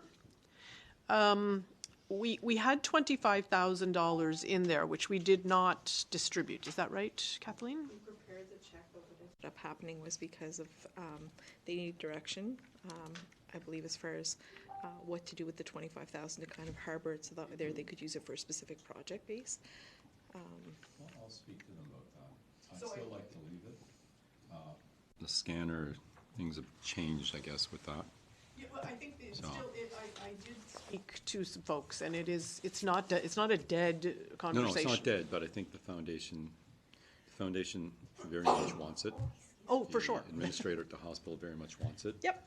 I don't know where the government is I think, my in funding understanding it, is that. in doing what we thought they were gonna do, so we may need more. But the board still wants to fundraise for it, they just need to go ahead from Nova Yeah, Scotia to be fair, I think that they won't put a CT scanner in a hospital, no matter how much you fundraise for it. The government's not gonna put their share of the money in if it doesn't fit in the strategic plan of which community needs a CT scanner first. My conversations with the folks who have the data show that there are very few places that are not meeting the benchmarks for wait time, but one of the places that are Sydney and Antigonish. So that this, although it's not typically the kind of hospital that would get a CT scanner, the places that do have CT scanners have wait times that exceed where they want them to be. So this is actually a good possibility, whereas another hospital, just like the Straight Richmond, somewhere else in Nova Scotia, might not be eligible. Yeah, Nova Scotia Health's coming to our April meeting. They were at our last meeting. And they're gonna they'll let us know about a business plan for it. Okay. And if they're prepared to fund the operation of it, which they are if Nova Scotia Health further up approves that. Yeah. then they'll allow us to do the fundraising for Yep. for the machine itself. That's right, yep. Because, and not only the machine, which we knew we'd have to fundraise for the machine, fundraise for the capital cost of any changes needed in the hospital. Initially, they were going to do that, but now they're not. They want us to look after that, so the board is committed to, Yep. you know, we just want the go-ahead, that's all. CT scanners weigh at like a gajillion tons apparently, which I did not know. So it's structural work in terms of that. So Kathleen, do you have any thoughts on if 25 is what we're saying, we really love the idea of this and we would like to put 25. Is it okay to leave it there? I'm just looking at the accounting way of it. You could put the 25,000 in and the 25 from this fiscal, we can accrue to next year for the funding contributions. It's not a normal practice, but we can do that in this situation because we did cut them the check and then they had no place for it. You know what I mean? Like, it's not that they didn't have a place. They didn't bring that up with the board. I'll discuss that next time when we see.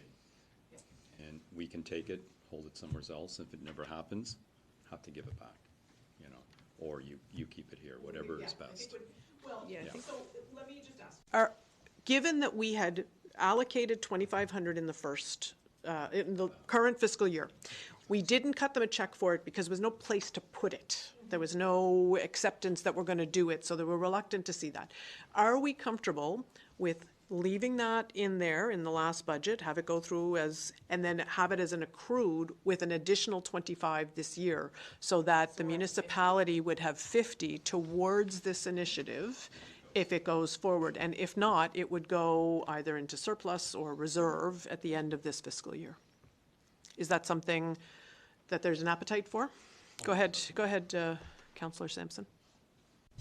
I'm good at that. The only thing I would say is just sometimes these things, we all know they don't move that quickly, so I'm not even sure if going into surplus after this year, like maybe, you know, maybe a year from now, we're sitting having this conversation saying, yeah, it looks like it's fairly close, and we want to contribute another chunk, because I think it is a lot of money, but I think it's something would be beneficial to the area and beyond Richmond County, and, you know, Game changer. yeah, so I'm fine with that. In terms of recruitment staff. We're trying to get to 100,000. Isn't this supposed to be a 4-year, 25,000 to get to 100? No, when it came up last year, it was just, somebody's talking about it, let's give them money. Yeah. Right, it wasn't, I don't think this was a strategic ask, this was just a throw something in there. There you Yep. go, 2 years, 50,000. Yeah. So what I'm We were gonna sug- give them more last year. yeah, and Since the delay. yeah, right. Wasn't gonna happen as quick.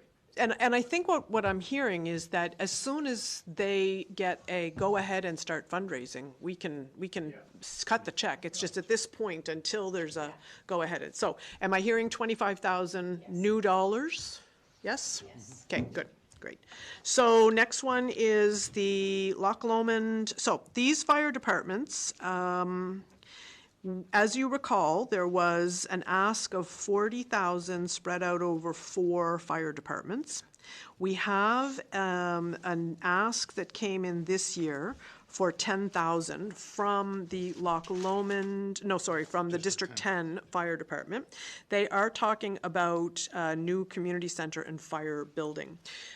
I guess I am reluctant to see this money go out. I think that we are investing in fire services in the form of an audit to try to get money across. We're going to have conversations about dry hydrants. There's been some good conversations on that.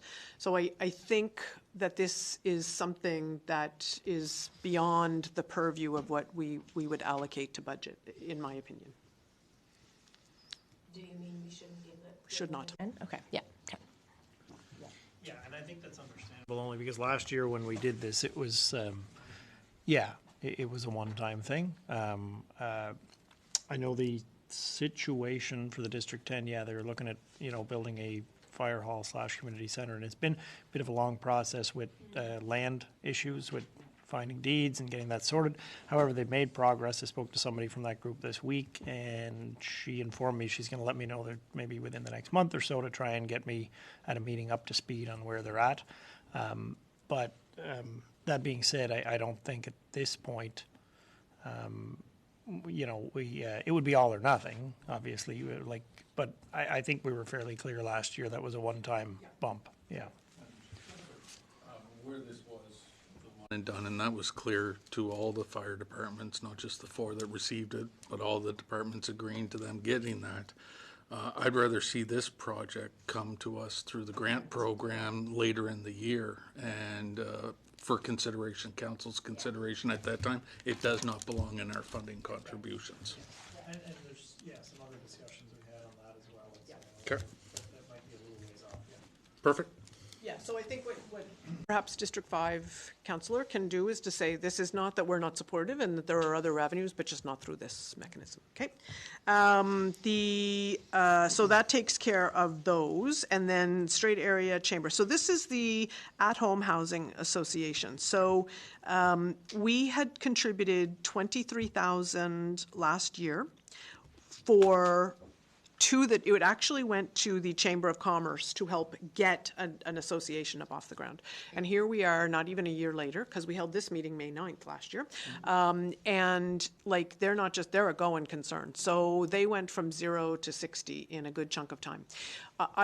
In every other conversation that we've had tonight, I've been like, yeah, but what about the cuts at the province? What about the cuts at the province?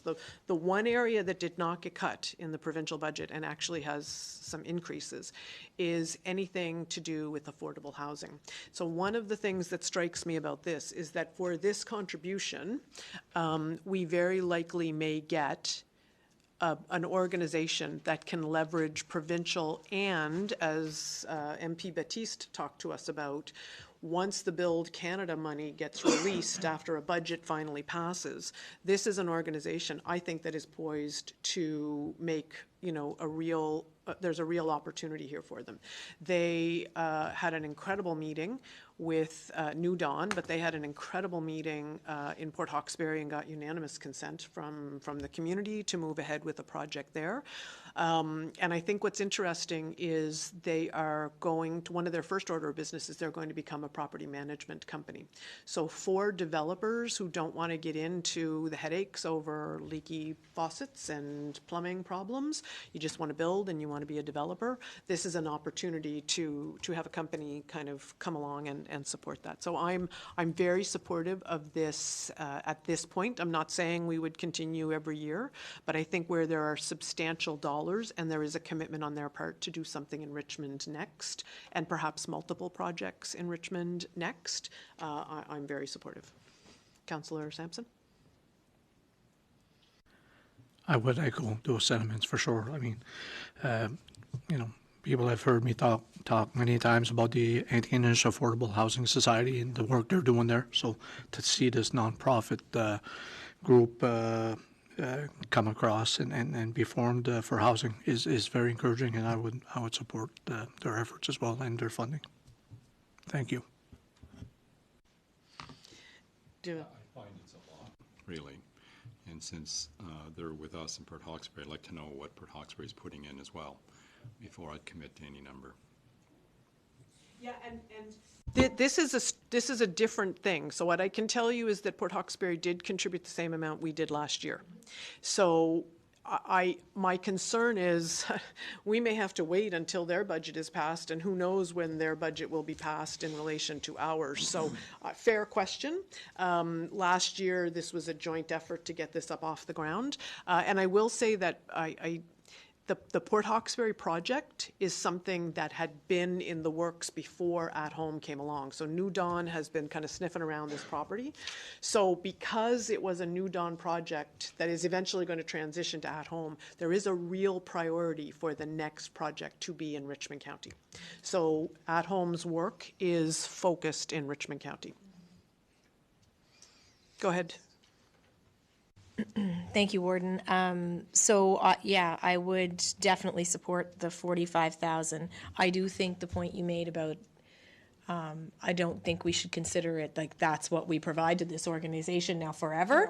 This is still its formative years. I think the reason that they've been able to make such incredible progress so quickly is because the municipalities have signed on and said, we're in it with you. Business community and nonprofit community and municipalities all coming together, and it takes a lift, right? It takes resources and people time to do that. So I'm supportive of the 45,000 for sure. Yeah, and I think as well, because I do want to sort of say for God and Parish that just in this instance, committing to this group at this moment, this dollar amount would not necessarily bind us to the same commitment next year. Housing is one of those things that if they can get, for example, if there was another housing accelerator fund available from the feds and they could get funding, they wouldn't need another dollar from us potentially. So I think it's to help them leverage the additional dollars. Do you? Yeah, I'm okay with it. I feel it is a big number as well. I just think that maybe it's good this is recorded. We want to think of an exit strategy eventually. And it's hard to set a firm number of, say, only so many years because, situations change and we may look at that and, but I don't want us to get into a pattern where this is regular that we provide a number that large. But I think for the first, maybe 3 or 4 years, we may have to get things rolling, and then hopefully they're self-sustaining at that point. Yeah, and I do think there is real opportunity federally and provincially because there is clearly housing dollars that have not been cut provincially, which is a huge accomplishment, and dollars coming federally. So I'm optimistic, but I think at this point they would. I'm not sure they could move forward without significant funding from us. So are we safe to say the 45,000? And I'm happy to have that conversation with them to say, look, we know that this is startup and who knows where we'll land. It's not a commitment for. I think a lot of these comments were said last year. Startup was the first year. And here we are now, it's double. No, last year they were clear that they were going to be, they had even stated in the letter, I think, that they were going to be a couple of years in the start. I figured a few years, yeah. And then, last year was initial, so we're actually seeing, well, we're not physically seeing shovels in the ground, but I don't think we're that far off. We're not that far off. So we're not, yeah. I think if we didn't feel like there had been any progress from last year, it would be a much tougher ask. Yeah. And I will tell you that there have been conversations already, even before they made it to incorporation and as a society or whatever they are. They have been aggressively meeting with the St. Anne Centre crew and with different folks. They have met with the province about what land could this organization get for free. Multiple locations, all in Richmond County. And that's one advantage we have here is that because New Dawn had already had their finger in the Port Hawkesbury pie, the entire board is cognizant of the fact that a project is going through, so Richmond is the priority of the two. That is 100%. So you'll see shovels in the ground in Port Hawkesbury first, but because they started with New Dawn. Mm-hmm.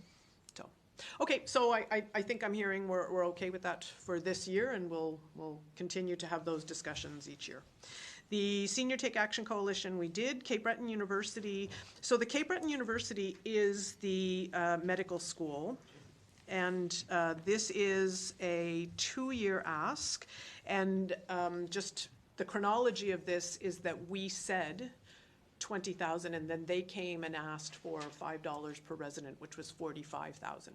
So if we want to make that number, it would be the 25,000 this year, and it would be we'd be done with our commitment.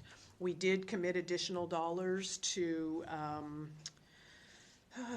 do the at-home housing. I think it would be within our purview to say, look, we can only do 10 this year, and we'll give you the next 15 next year. I'm okay with whatever folks decide. I'm mindful that we've had a couple of increases here, and we need to be careful about that. Any thoughts on that? I'm not as concerned about sticking to the 25 exactly, regardless of what they ask. And I don't mean that we don't give them anything this year. If we end up with another 20 and we're at 40, I don't feel like we owe them anything at that point. I think, their ask was no more than 45, I guess is what I'm getting at. It wasn't an ongoing commitment. So thoughts on where folks want to see this? Warden, thank you. So I would suggest, because this is our first pass, let's leave it at the 20 for now, see where the numbers shake out at the end of the day, and then adjust from there. And then we can decide, next year if we do 5, or we can decide later this, before our budget, we got to reduce that 20 to 10, or, I'd like to see the math. I'm like, Sure, because sure. we've made so many adjustments, I'd kind of like to see the math on where we're landing. So what I'm hearing is that we'll put in another shade of color, 20,000, but that's one place we would go back to if we need to create some. Yeah, good. Yeah. Okay. Great. And then we are at the supplementary funding. So now we're at a different kind of set a pile here. So the supplementary funding applications, tier 1, tier 2, 64,500 is what we gave in the last budget. Is that the kind of thing we're looking to keep that dollar? I'm sure we're gonna. Comprises the 25,000 of district funds, the Yeah. 37,500 of general funds, and 2,000 of instructor and facilitator funds. So that's what the 64,500 encompasses. I believe that we put it in this one. Okay. We took it out last year and put it back in my budget. Yeah, but they add up to 64, so you're right, they're all together, yeah. So it's in 2 places, your $2,000. I'm pretty sure I'm going to check. Instructor funds, yeah. Well, that's 4 for you then, Shannon. So. Maybe not, maybe you're, maybe. So maybe what, not. what I'm hearing is, so Kathleen, are we, I guess maybe it's not you, are we, District funds of 25,000. Yep. Is everybody fine with keeping that at 25,000? Yes. I think the numbers have worked. Oh, like we haven't spent it all, but I think we might get enough requests right now to spend it at the next meeting. Just let you finish, go ahead, and then we'll go to, And then the general funds of 37,500, that's. Yeah, so the 37.5 was basically, I think we were looking at the total, Yeah. right? And it was just sort of, It was just the number that we put in to make it work. yeah, exactly. So, I'm okay with it staying, I think, but I'm okay with it changing too. And Shannon, the instructor and facilitators at $2,000. It's not in my budget. It's not in your budget? No, but we can put it if you want. I'll throw in now with you again that the 62.5 should be divided against amongst 5. I have the dots, I kept the dot activity. You want me to go get it, I will. People change their thoughts. That's true, Yeah. and if somebody wants to make a motion that. I probably moved some dots now, but regardless, outside of that, I don't know this probably not the time or place exactly, but I feel like we had brought up at one time whether or not we may want to consider this year those amounts where we had 7,500 last year as the max, or possibly moving it to 5, just because this past year it seemed like we ran really low in the grant funding. Really quickly. Yeah, compared to other years, and Except that, I kept thinking we didn't do applications though. But I will tell you that I feel like the applications were very front-loaded Yes. in the beginning of the year, and some of my concerns that I've noticed is that, for example, if you have a community group that maybe have 4 wish list items and they submit all the applications April 1, and they may not complete any of it, but council's already voted on that, and we're holding that space for them and the money for them to complete those projects, and then now we're at the end of the year and the projects haven't been completed, and the other organizations have lost out on maybe getting that, the opportunity to tap into some of the funds. So, I don't think there's anything in policy currently that says they have to complete one project before they, but, Okay. this is something I've noted. It's Yeah, not- yeah. No, it's worth noting. And I guess what I would ask is that we keep the two issues separate, the policy of how we give out the money. Given, what I'm wondering is, the amount of money that we allocated for this type of thing, does that dollar amount seem reasonable? I think so. Okay. I think we just want to be cognizant of that thought of whether we want to make any adjustments. Yes. To do it before Yeah. end of budget, Yeah. so that when new applications come in, we could treat them accordingly. Do we want to make a motion to move this to review the policy? Yeah. Okay, so we have a motion on the floor, separate from the budget item, to bring the grant policy, is that what it's called? To the bylaw and policy committee. It wouldn't be a long meeting, but, okay. So moved and seconded. Do we have any discussion on that?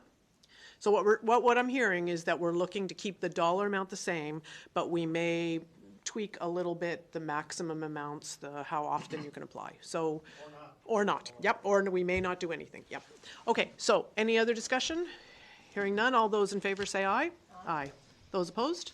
Okay, motion carries. So we are going to revisit a little bit about how we distribute that, but the dollar amount, if I hear no contrary opinions, will stay at 64.5.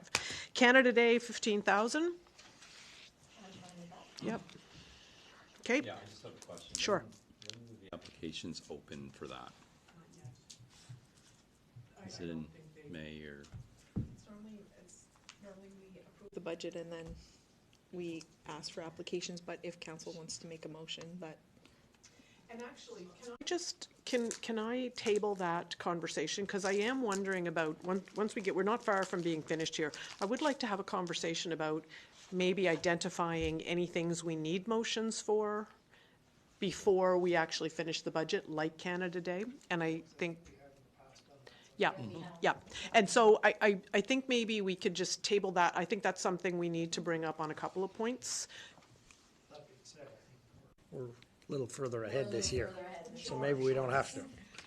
Well, and it could be that we say, if we haven't passed a budget by this date, there are certain things that we want to immediately say we're committed to, and maybe that's Canada Day, so that applications can come in. It might be the scholarships to the schools, so that can just go out the door. If, you know, and it wouldn't be a bad idea for us to identify where we need to, because we just did something for Shannon for the insurance for instructors, right? So I think if we could maybe identify those, it would mean we're not stuck doing multiple things at different times. It's normally a hustle for community groups because they have to meet, Yes. you know, before trying to plan. Yeah. Okay, so that takes us to the, we have $50,000 in a budget for strategic priorities of council, and included in that is also the low income tax exemption. So, Kathleen, do you have a sense of what that budget is at this point? I don't, but I do know that there has been an increase in the low income tax exemption, like uptake this year compared to last year. So it seems to be getting some attention, so it's good in that sense. Saying here is good that people are taking advantage of it, not that they need it. Yeah, yeah. Do you have your? Was it not part of the policy that we would set at budget time, we would determine if we made changes to that annually, like to the thresholds? So what is the dollar amount now? It is $300, right? If your income is below 25,000? I think we did. I think we moved it up. We moved both. We the moved amount both, yeah, and the threshold. I'm often checking what other municipalities are doing, and so then I lost track. Okay. Is that grant strat priority stuff, is that the one that we used to look at as harbor development, the 50,000 we put together or put aside for? Okay. Okay, right, okay. Just, And so what that is I think that we put stuff aside for the just-in-case projects, right? Yeah. So Yeah, I'm trying to think of an example. Yeah, Yeah. it was, it's accumulating, right? It doesn't. It does not accumulate. No, it's an operating. The 200 accumulates, right, yeah, got her. The grants for strategic priorities were for things that came up during the year Yeah. as well that you couldn't budget for in February and March that you still thought were important and affected the county. So. Okay, so let's just try to stick with the question about the dollar amount. I mean, obviously, the low-income tax is never going to exceed 50,000, and so it still is leaving us a good amount for strategic plans. It's essentially to the CAO's point, something we could not have imagined, but it's so important to the county that we want to contribute. So, are we comfortable with that 50 staying there? It's one that if it never got spent, that's just fine. It's not meant to be exhausted, yeah. Okay. Infrastructure permitting fees. So this, and to be clear, that 50 is not accumulative. It is not cumulative, but the 200,000 in infrastructure and permit fees has been cumulative. Yes. So wondering if we want to commit 200,000 to that this year. We have certainly not dipped into that dollar amount very often. No. We have, but not a whole We have, lot. yeah, we have not very, and not for huge projects, more for permits and for, right? So wondering if, did you have your hand up? Oh. Yeah, so I'm wondering if we want to either leave that money at the 400 that is minus whatever we've spent, or if we want to say 200 of that, but expand what it might be used for.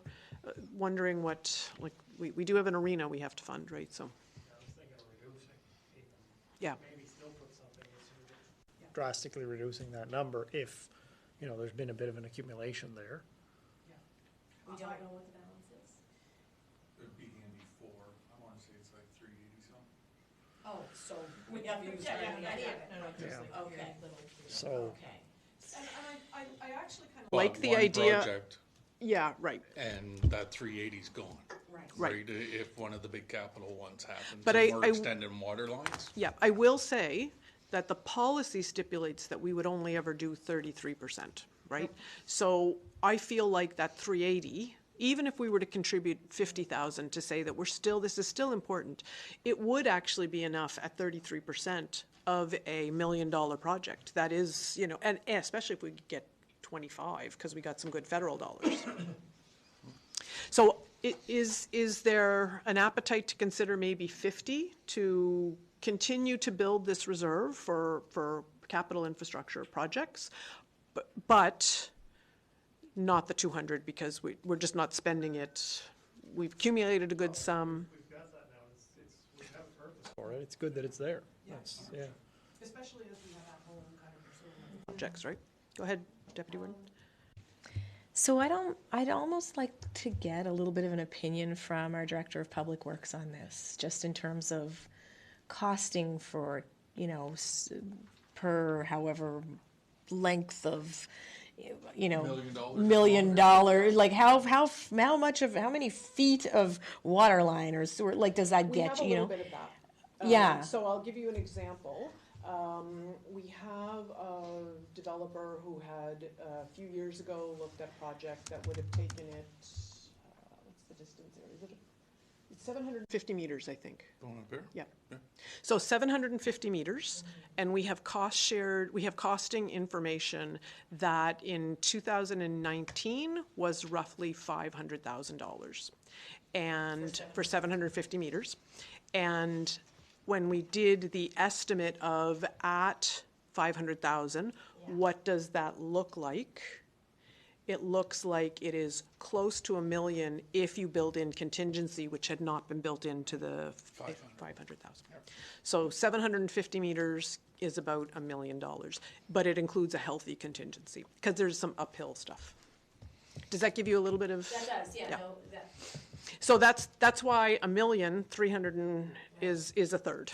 Yeah. It's a good number to have in there. Well, we'd be over 400,000 with a $50,000 contribution. Exactly. right? So, but it would use the whole thing up, right? So what I would suggest is, I think the 200 is too much, but I'm wondering if we could cut it in half, and see where we land. Just because if a project comes up, we want to invest in it, it makes a whole lot of sense, it's gonna provide affordable housing. It'd be great if we weren't starting at zero, that we could still provide some support on permits and other types of things, So that's just my suggestion. I'd be more comfortable with the 100, but I won't die on the hill. Yeah, no, I'm good with the half. I was gonna say, go with the half, 100,000, and, yeah. I'm good with that. Councillor Marchand, do you have a thought? I think Maybe push it. 50. I think we're looking at the increases we've had. Once we get a final number, then that could balance us out. Yeah. So I think we should, that gives us 150,000, so. Let's put 100, and and then Yeah. earmark that the same as the med school, and that gives us a place to go to get some dollars. Confirm the balanced use of that ability. Yeah, that would be great. Warden, I have one other question. Sure. So this kind of goes back to the property tax, the Grand Strat priority, so the property tax exemption, low-income exemption. The form is not with the policy. Is that on purpose? On our website? Yeah, we updated to not include it. Right, because so that we could change the amounts on the form? Yeah. Okay, so then just for confirmation, they are $30,000 and it is a $200. Okay. Yeah, and it's a $200. So it's, At what point do you want to have that Right. conversation as to whether we leave it or change it? yeah, so, I think we took it out of budget, out of policy, so we didn't have to have that, open that up every year. And I think we said we would have it here. So let's have it tonight. We currently have a low income tax exemption, not a rebate, so it means you don't have to pay it up front. And it is for folks whose total income in the home is $30,000 or less, we would give them $200 towards their 50% up to $200, right? I think. Right, and yeah, so seniors who are eligible for the rebate, yeah, you get, it's much more money. Correct. Yeah. So this is meant for folks who are not eligible for the seniors rebate. They can, Yeah. but it'll get clawed back. Right, yeah, the province wouldn't let you have both. So I will say that what I hear most often when I think about the HARP is there was almost more heartburn in the number of people who didn't get anything than the people who went from 600 to 400. So if I had a wish, it would be to increase the threshold a little bit. Yeah, me too. To 35? Yeah. I think that was kind of the thought we had, is just see what we Keep watching. and kind of slowly increase it, you know. It was a slow burn originally, and now it's like, now I find it's picking up. It's picking up. Yeah. I would really like to increase the threshold. I think, I just think with the escalating costs of Exactly. everything, it feels silly. Like I would like to increase it a lot more, but I worry we don't have the funds to support it. I'd be okay with a 35 or a 40. 40 is my preference, but I can live with 35,000. As much as I would like to say 40, I am cognizant of the fact that we do need to figure out what that looks like, and every time we increase the threshold, we have no way to predict how many more people we're going to capture. If we increase the dollar amount, you could say, okay, we're just increasing, multiply it by whatever. But when we increase the threshold, we have no way to know how many more people we're going to capture. And so It doesn't change your overall number though, budget-wise, when you're adding it up, how many people take. No, but it does if you have more, like, more dollars. If you put more dollars, it changes our numbers, but it doesn't matter if you allow more people to apply for it. They're gonna apply to the max. Once you've used all the money, you're not giving any more. So we're budgeting this. Hit that max, we can budget it in with the other Right. strategic, yeah. it's going to. Surplus in it if we allow more people. Yeah, it'll mean that we would have less in the strategic plan to use for other things potentially.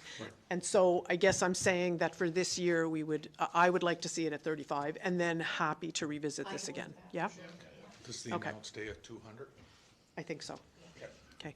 Do we want to have a motion, I think, for that? Because it is an Yes, it expenditure. involves money. Yeah. So moved. Increase the income threshold from 30,000 to 35,000 and leaving the rebated amount. Or we didn't call it a rebate, right? We call it exemption at the exemption at $200. I'll second. Moved and seconded. Any other discussion on that? Hearing none, all those in favor say aye. Aye. Those opposed? Motion carries.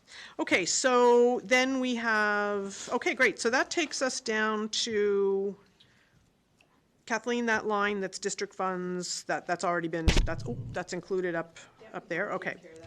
Yep.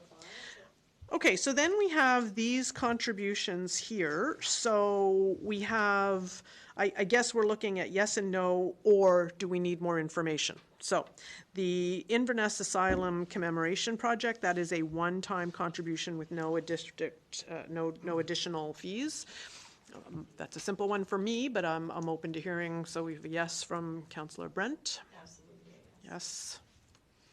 Yes. No. Okay. Maybe my concern on that was just I didn't want it ongoing. No, yeah, Leave it a yeah. one-time. They were very clear, and they're not asking for maintenance. So we have a 4-1 split on that, so we're going to move on. I'm not clear on the Dolly Parton Imagination Library, if we are currently, go ahead.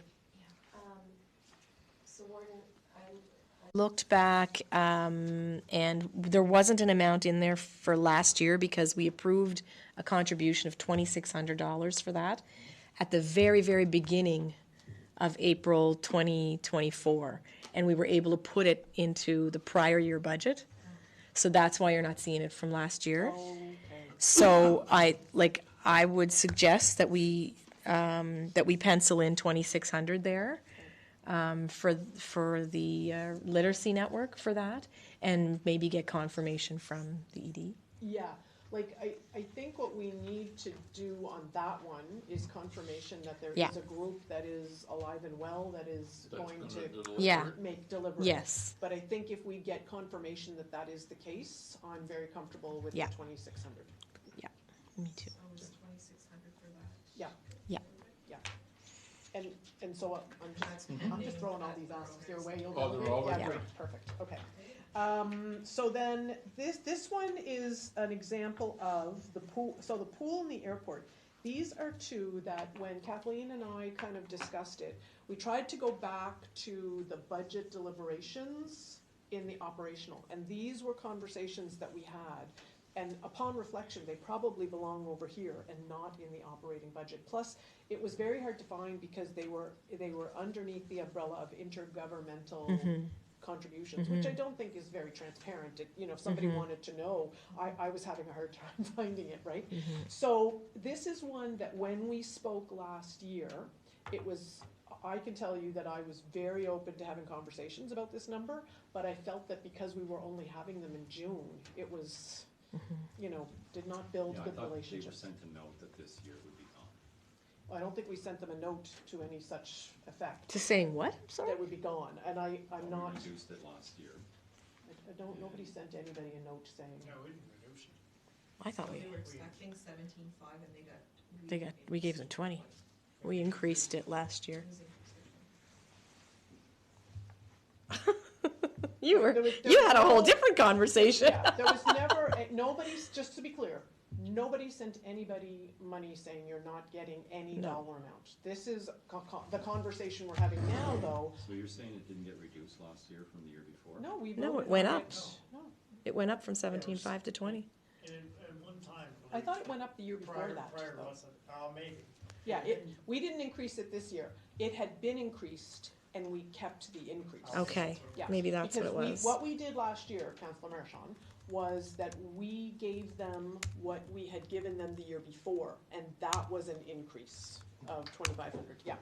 So we gave them what we had given them the year before, and we flagged that it was a concern because it was June, and we did have some questions about how much is Inverness giving and that kind of thing, and that we wanted to make sure that we had that conversation now at this point. So wondering do we give 20? Do we give less than 20? Or are we asking for some information to decide what we're giving them at all? What are the other contributors giving? Yeah. And I think we have a legitimate question to be raised there about what, for example, Inverness gives, which would be same scenario. Half of Inverness County is within the same district, traveling range as we are. Go ahead, CAO. No? I was putting it on for you. Good, thank you. I kind of know what's happening. So can we maybe go around the table and just sort of take the temperature of the pool situation? Let me start with you. $0 to the pool. Okay. I would go same as last year. Same as last year, 20,000. Are you concerned about whether or not Inverness is giving 20,000? Well, yeah, so I mean, I would leave it like we did with a few things. I would leave it at the 20,000 and then we can once we figure out this information. Okay, so we want information, so we're, okay, It'd probably be more of the 15 range. I can live with the 20. I think we did talk about that last year. We may want to look at reducing this.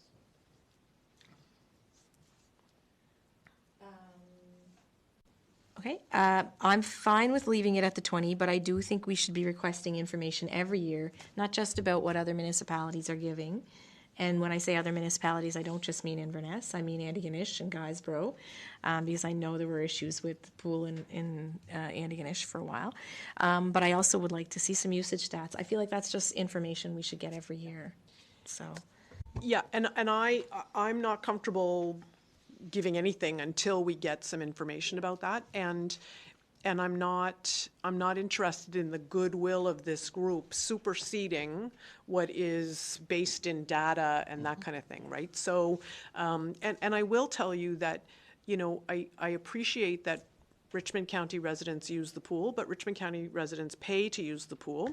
And when homeowners list their home in Port Hawkesbury, they get to say, you know, and there's a pool in this community. We don't get to say that when we list our homes, which is why their homes are, you know, are more valuable than ours because they have amenities that we don't have. So I'm very interested in conversations that would bring that dollar mark down, but I don't think I've seen stats any times recently, and I'd like to have that information before we commit. So can we table that one? Because it sounds like this is a big range, and we're all kind of staring. We all want to see some numbers. Yep. Okay, so I think we leave that blank as a, you know, message to folks. Yeah, and actually, you and I and Troy can maybe kind of come up with that. Aaron did one for us in 2023, so we could do the same thing with Luciano. And it's a, I mean, coming out of COVID would be, you know, this is, now I think they've got some good numbers on, you know, you're cruising along now. Yeah, okay. So we've got the airport is 15,000. I don't know if there's been any asks or budgeting there that talks about anything different, or if there's any conversation. Yeah, go ahead. Right. So, Sampson and Deputy Warden are on that board. yeah, that's right. So the 15,000 is expected. Sorry, that's not the right word. The 15,000 has been a consistent contribution from Richmond County, obviously. There have been some questions around the Inverness County contribution. It has not been consistently landing, and I think there's, you know, there's some cleaning up and tightening up on that, but we do have a terms of reference jointly with the town and with Inverness to operate the airport. We are a management committee, not just an advisory committee. So as such, you know, although Port Hawkesbury is the technical owner, we are part owners as well. So the 15,000 is towards operational, and it does not go to the flight-based operator. It doesn't go to FBO. It's for the airport itself. I'll just leave it at that. And so I'd be comfortable with the 15. Yeah. Yeah, I'm comfortable with the 15. I think that would be a group I'd enjoy hearing from through the course of the year, to sort of speak to us about operations and who's coming in and those kinds of things. But at this point, I'd be comfortable with this amount. But I out of curiosity, I would like to get some information. Do you want to? I'd be more comfortable with the 10 mark. I feel the bulk of what it serves, although I mean, kind of stepped in to save it, but the bulk of what it serves is not necessarily Richmond County. Oftentimes, it's serving more for Inverness County, and so I'm not sure. I mean, they should be able to stand on their own 2 feet, I think. Okay. On this side of the table, anybody? I mean, it's a tough one. Yeah, I'd like to see that. Push the button. I'm a regional airport. Push the button. Push the button. Yes, yeah. It's tough because I'd like to see it become more than what it is, for sure. But as Councillor Sampson said, Inverness does get the bulk of the advantages of it. And I don't know if, as the Deputy Warden said, they've not been a contributor that's, you know, been steady all along. And, I mean, this goes back 15 years ago. They were much the same, and we always continue to put our amount in and remain on the board. So, yeah, maybe some reduction, I guess, for now, or find out what Inverness is giving. Okay. Thank you. Yep. So, oh, go ahead. I mean, I could be wrong, it's just my opinion, but I think what I was saying about the bulk of the advantages going to Inverness, or the bulk of the business going to Inverness, regardless of what they give, I mean, I don't know that, I don't know that I think we should be giving the same amount necessarily even as them, because they're reaping the benefits from this. Most of that, most of the use of that airport is just the ultra-rich that are traveling to Inverness County. So do we have to subsidize that? I'd much rather put it in straight area transit. There's lots of places where we can put our money into regional assets, that's for sure. But I will say, I do want to just also mention, it is a home for life flight as well. And I that in particular for me is a huge deal, because I think that serves all of the residents very, very well. I do think we also need to kind of think about, it is a regional asset. It's it provides that air transportation so that we are that multimodal transportation hub here in the Strait. It's not just about the use now, it's about the use in the future. So I would just ask folks to keep that in mind, I guess, as well. But I totally get your thoughts, and I think it is probably past time that we have an update from the group. Yeah. Okay. So, yeah, I'm wondering if we want to pencil in 10 there and say open to 15 if you can convince us, or what?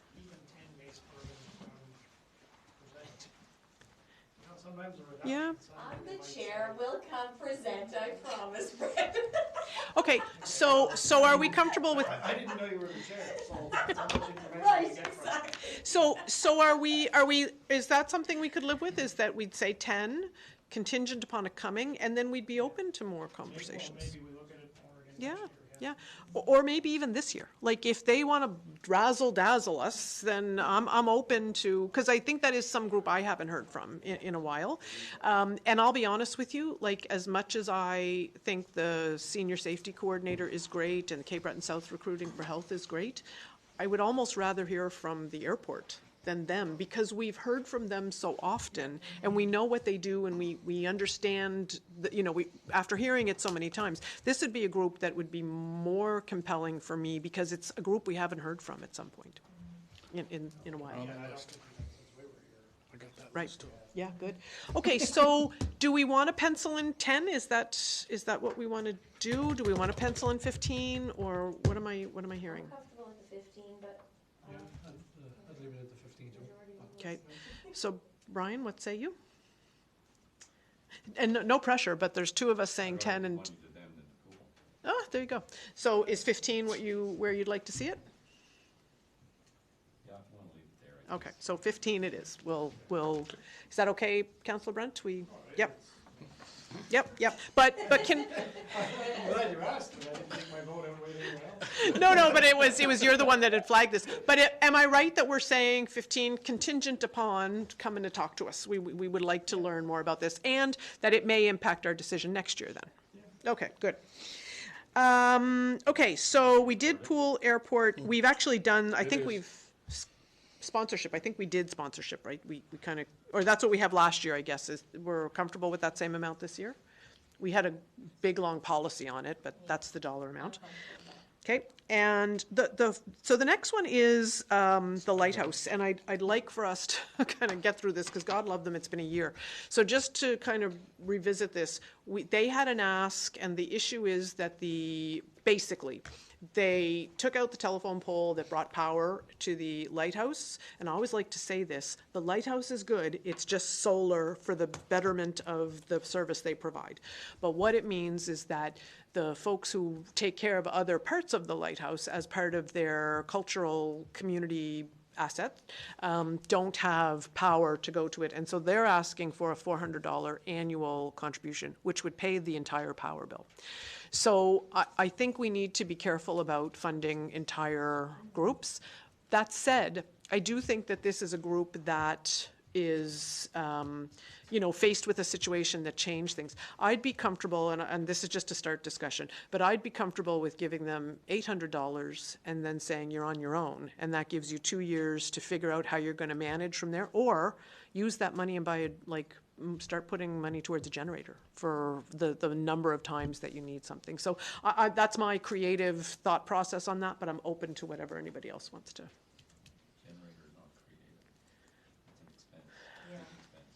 Sure, it may be that that's something they fundraise for and this sort of gets the kitty going, whatever. I'm mindful of paying a power bill for an organization and paying, I'm just not, there is every community hall I'd like to do that for. I do see this as a change for this group, and I'd like to find a way to support them in some way, but not paying their power bill annually. Can I? Yeah, please. So,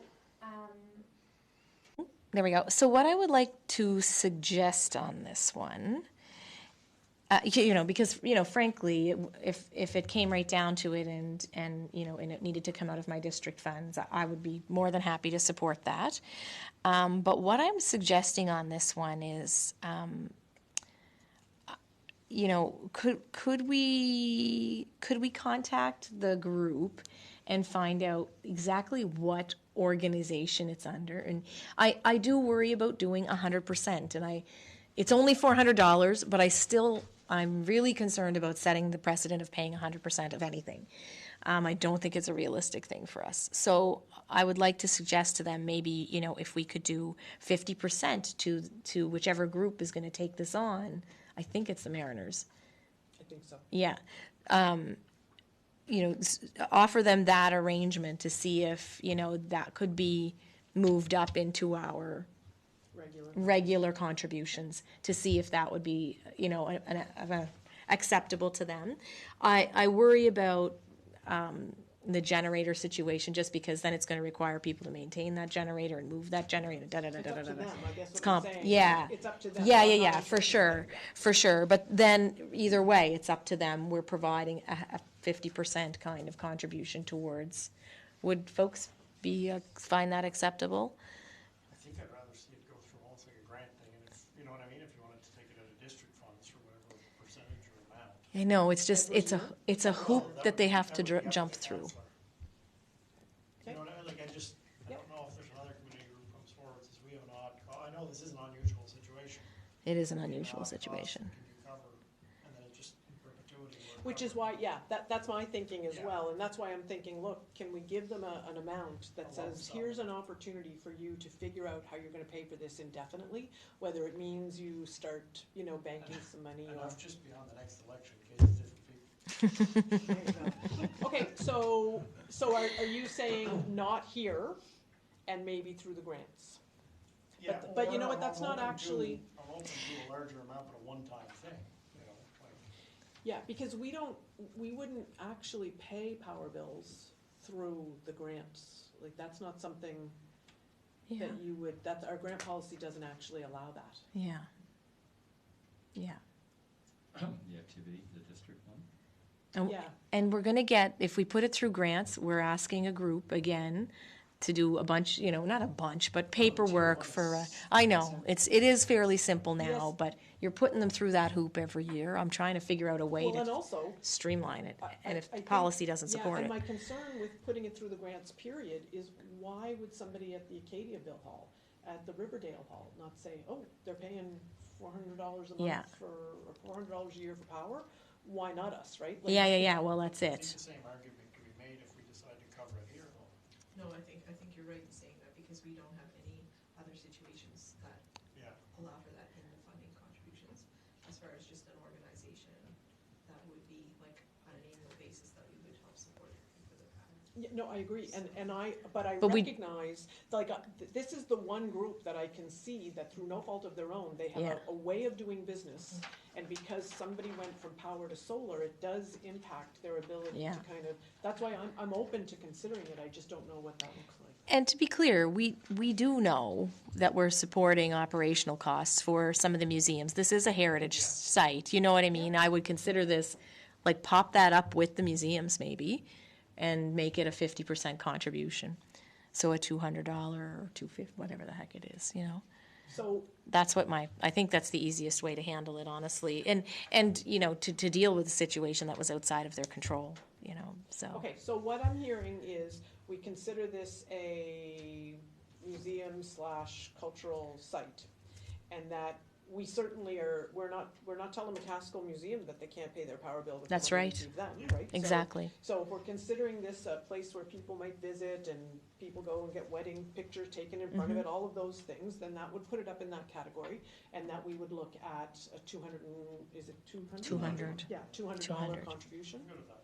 Yeah. Can you folks, that Brian, is that? Yes, okay, good. 200 a year, moving it up into the museum. And the Cape Breton, REN, something is going on with RENs, and nobody can figure it out in growth and development, and it's come up in press conferences and in estimates and in the conversation we had today, and it's got something to do with, it's not gonna, with the provincial money is gonna look different, you gotta do it on an applicant, who knows? But I would say that, the news is not great for RENs. It usually isn't. Yeah, sorry. Yeah, right. So the dollar amount that is there, is that there's a formula, and That that's, comes from them. typically yeah, our. yeah. And I thought we had kind of agreed into it, that were we not sort of locked in for a few years on something? Or what? 3-year out clause. Yeah. So I don't know that there's much. There's not a whole lot of wiggle room on this for us, but what I believe the warden is saying is some of the other monies they were counting on may not be coming to And- them as well. Right? And I'm not suggesting we increase what I'm saying is they may have to change the services they provide. Because of the contract. We are just stuck in the 3-year out clause. Right, but I think what we're saying, Councillor, is that in this budget deliberation, that dollar amount is locked in. At a council meeting or committee of the whole, if someone wants to raise, hey, I think we should come out in 3 years, that's a different conversation, but the dollar amount for here, We can change this here. That's what I'm saying. I don't think you can. 7,500? No, we're locked into those calculations. there's a formula and we're locked into that for 3 years. That's our percentage share. Yep, go ahead. Last year, just to give you an idea, last year we paid the amount we had paid the previous year, and it was an $1,800 increase, and we were responsible to pay for that. Yeah, I could be wrong, but I'm pretty sure we had a presentation, they had numbers figured out, and we had voted on that at the time. And it's a sign-off thing, so when we ask what did other committees. Yes, that's right, there was that whole long contract with all the, yeah. So we're locked in budget amount this year for this because that's Yeah. the way that's the commitment we've made.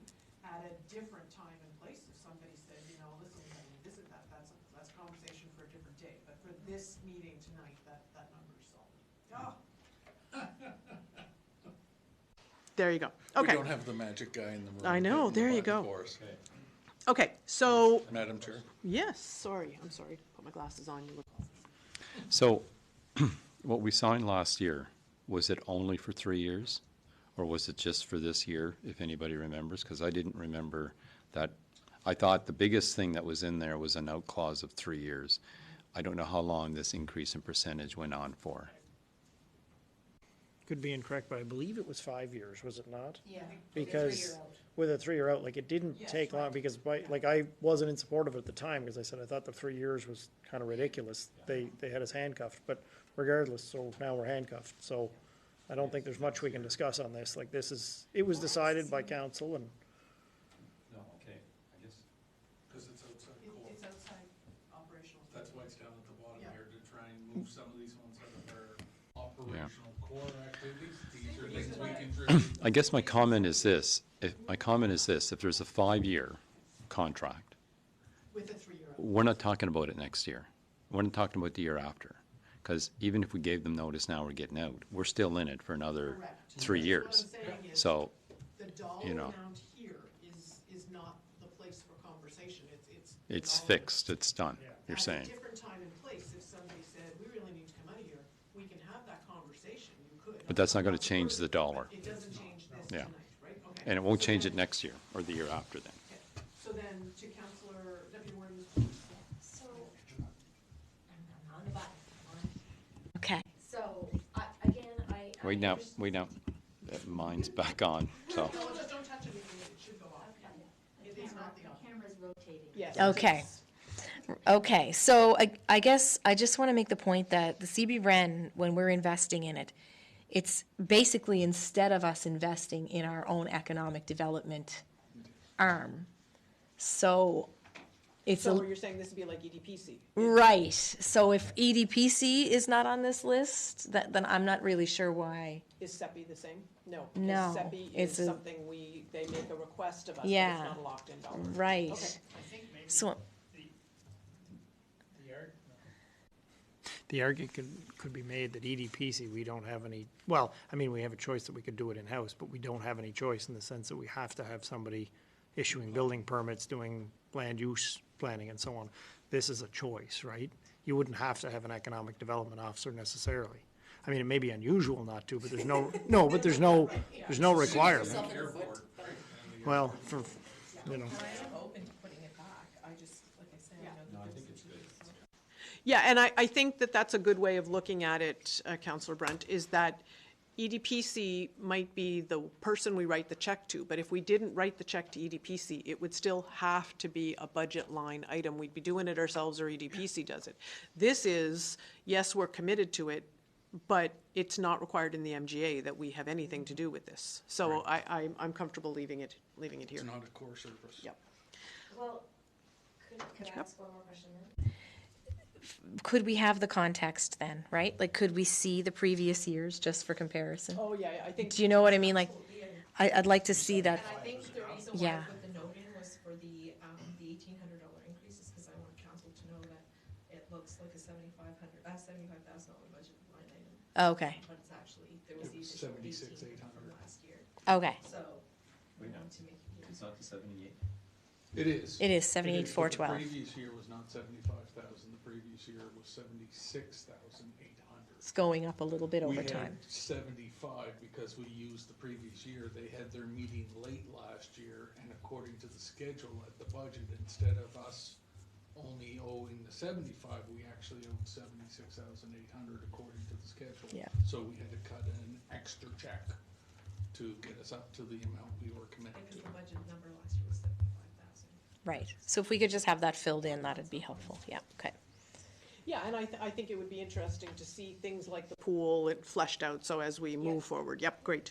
So then the only other one is and there is a letter in your package on this one, which is the Eastern County Regional Library one-time, which says, at the bottom paragraph, our request is simple and focused. We would ask you consider a one-time addition to your current library funding up to $2,000 solely for the purchase of new materials. I am very sympathetic to libraries. I think that we absolutely underestimate what they do. There has been a call for increase in funding, and government has not cut funding to libraries and are kind of cheering that on as an accomplishment because everybody else got cut. But nonetheless, I think libraries do incredibly important work, and this is a one-time ask, and I'm very supportive. I'm very supportive of that too. I'd be, whether we have to look at maybe funding more long-term at some point, depending on how these things play out. Because we've seen those models, and it's not, they might have been in okay shape 10, 12 years ago or more, but with an increased cost, they haven't seen increases anywhere. It's been flat. Yeah. Yeah.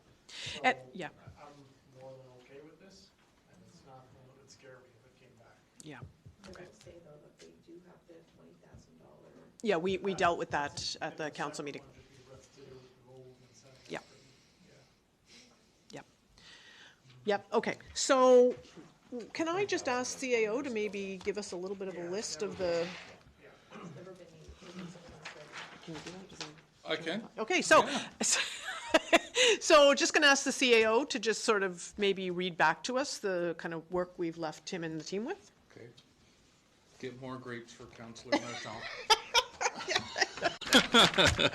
No. Action 1, ground search and rescue.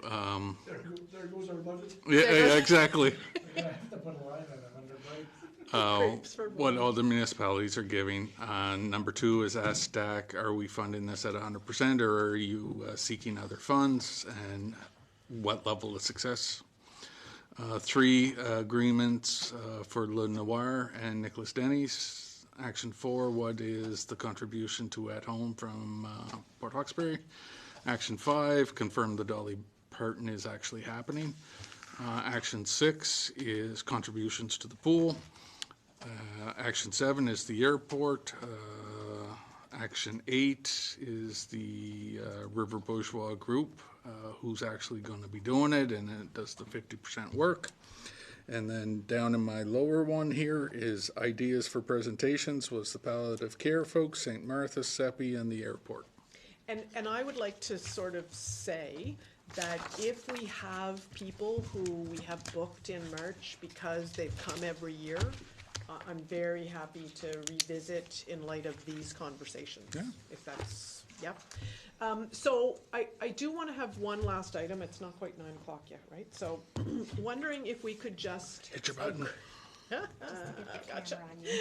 Wondering if we could just agree on any items that we may want to bring forth at a particular, maybe it's March's meeting, that we could say, let's look at these to commit those in the budget if the budget doesn't pass by the end of March, which it's obviously not going to be. So I'm thinking about Canada Day, right? The scholarships. And I think we said, Deputy Warden, did you say to me in conversation at one point, heavy-duty garbage? Yeah. Is that? Chris normally comes to Chris will come council. with a memo. Yeah. Okay, so, but I think it's not a bad thing if we say, okay, let's just let's get them get them. all in one. Yeah. So heavy-duty garbage. I feel like there's one more. Oh, Shannon's insurance? Insurance, Heavy garbage pickup. What's heavy duty garbage?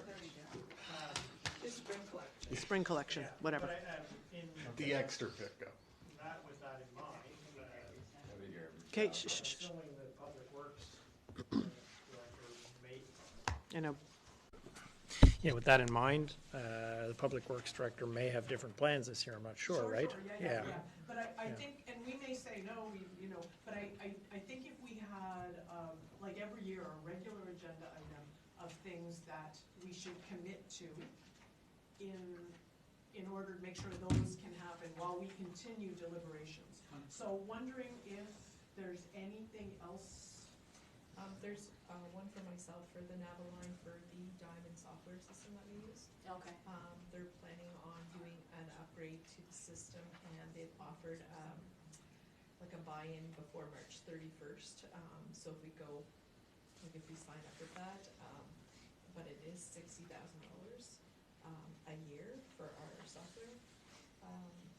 And so currently right now, the other non-municipalities have been meeting, and we're looking at It's gonna be great for the folks at home. I know.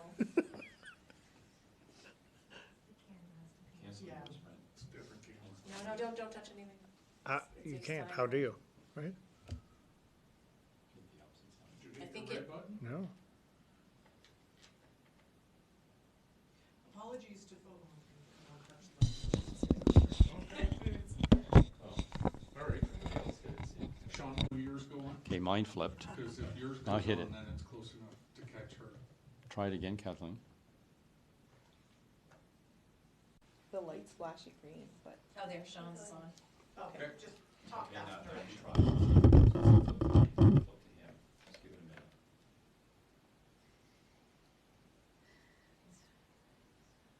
That's all right. You can talk to her. That's fine.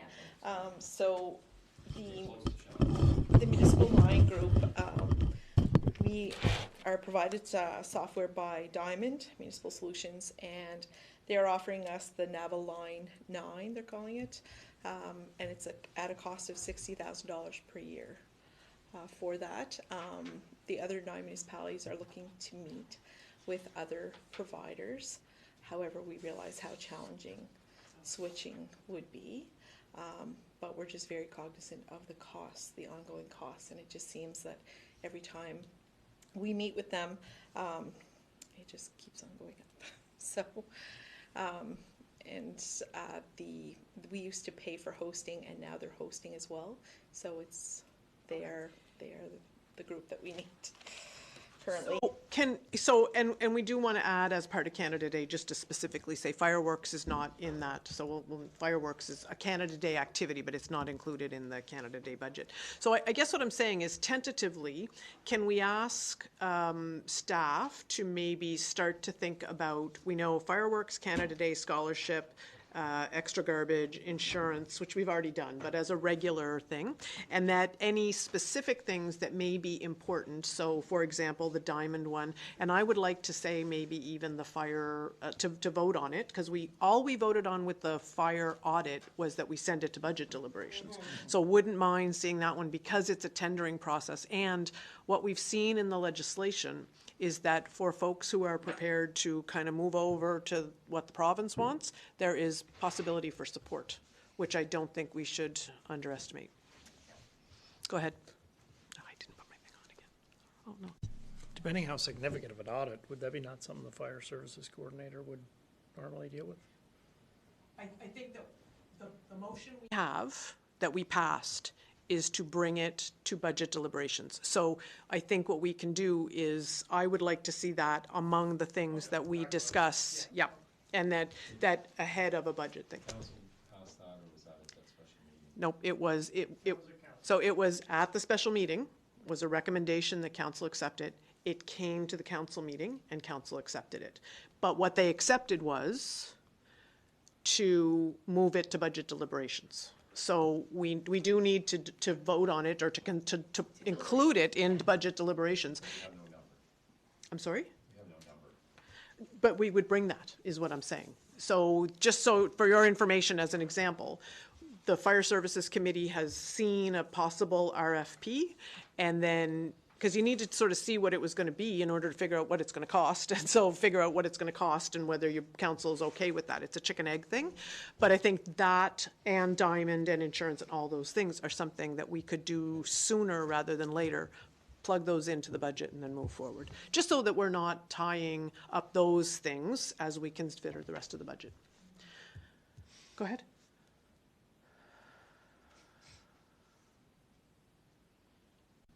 In reference to the Diamond, so this isn't new added cost, or are we paying a certain amount now for hosting or anything?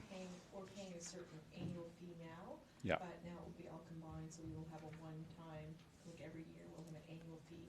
Up 60? 59, if it's 59. So how much more is it than what you pay now to be in that group? I don't know exactly, because we're having conversations about, we're sending all of our invoices together to show, because Guysborough has been like project monitoring and distributing the bills to each unit, because some have different modules than others. Okay, that's okay. I'm gonna cut this off, because this is beyond the scope of what we need to hear tonight, because we need to hear a fulsome conversation about it when it comes up. So we've exhausted, using the term appropriately, the items on our agenda. And so, seeing no other items on the agenda, I declare this meeting adjourned. I think that was great. I think we accomplished a lot.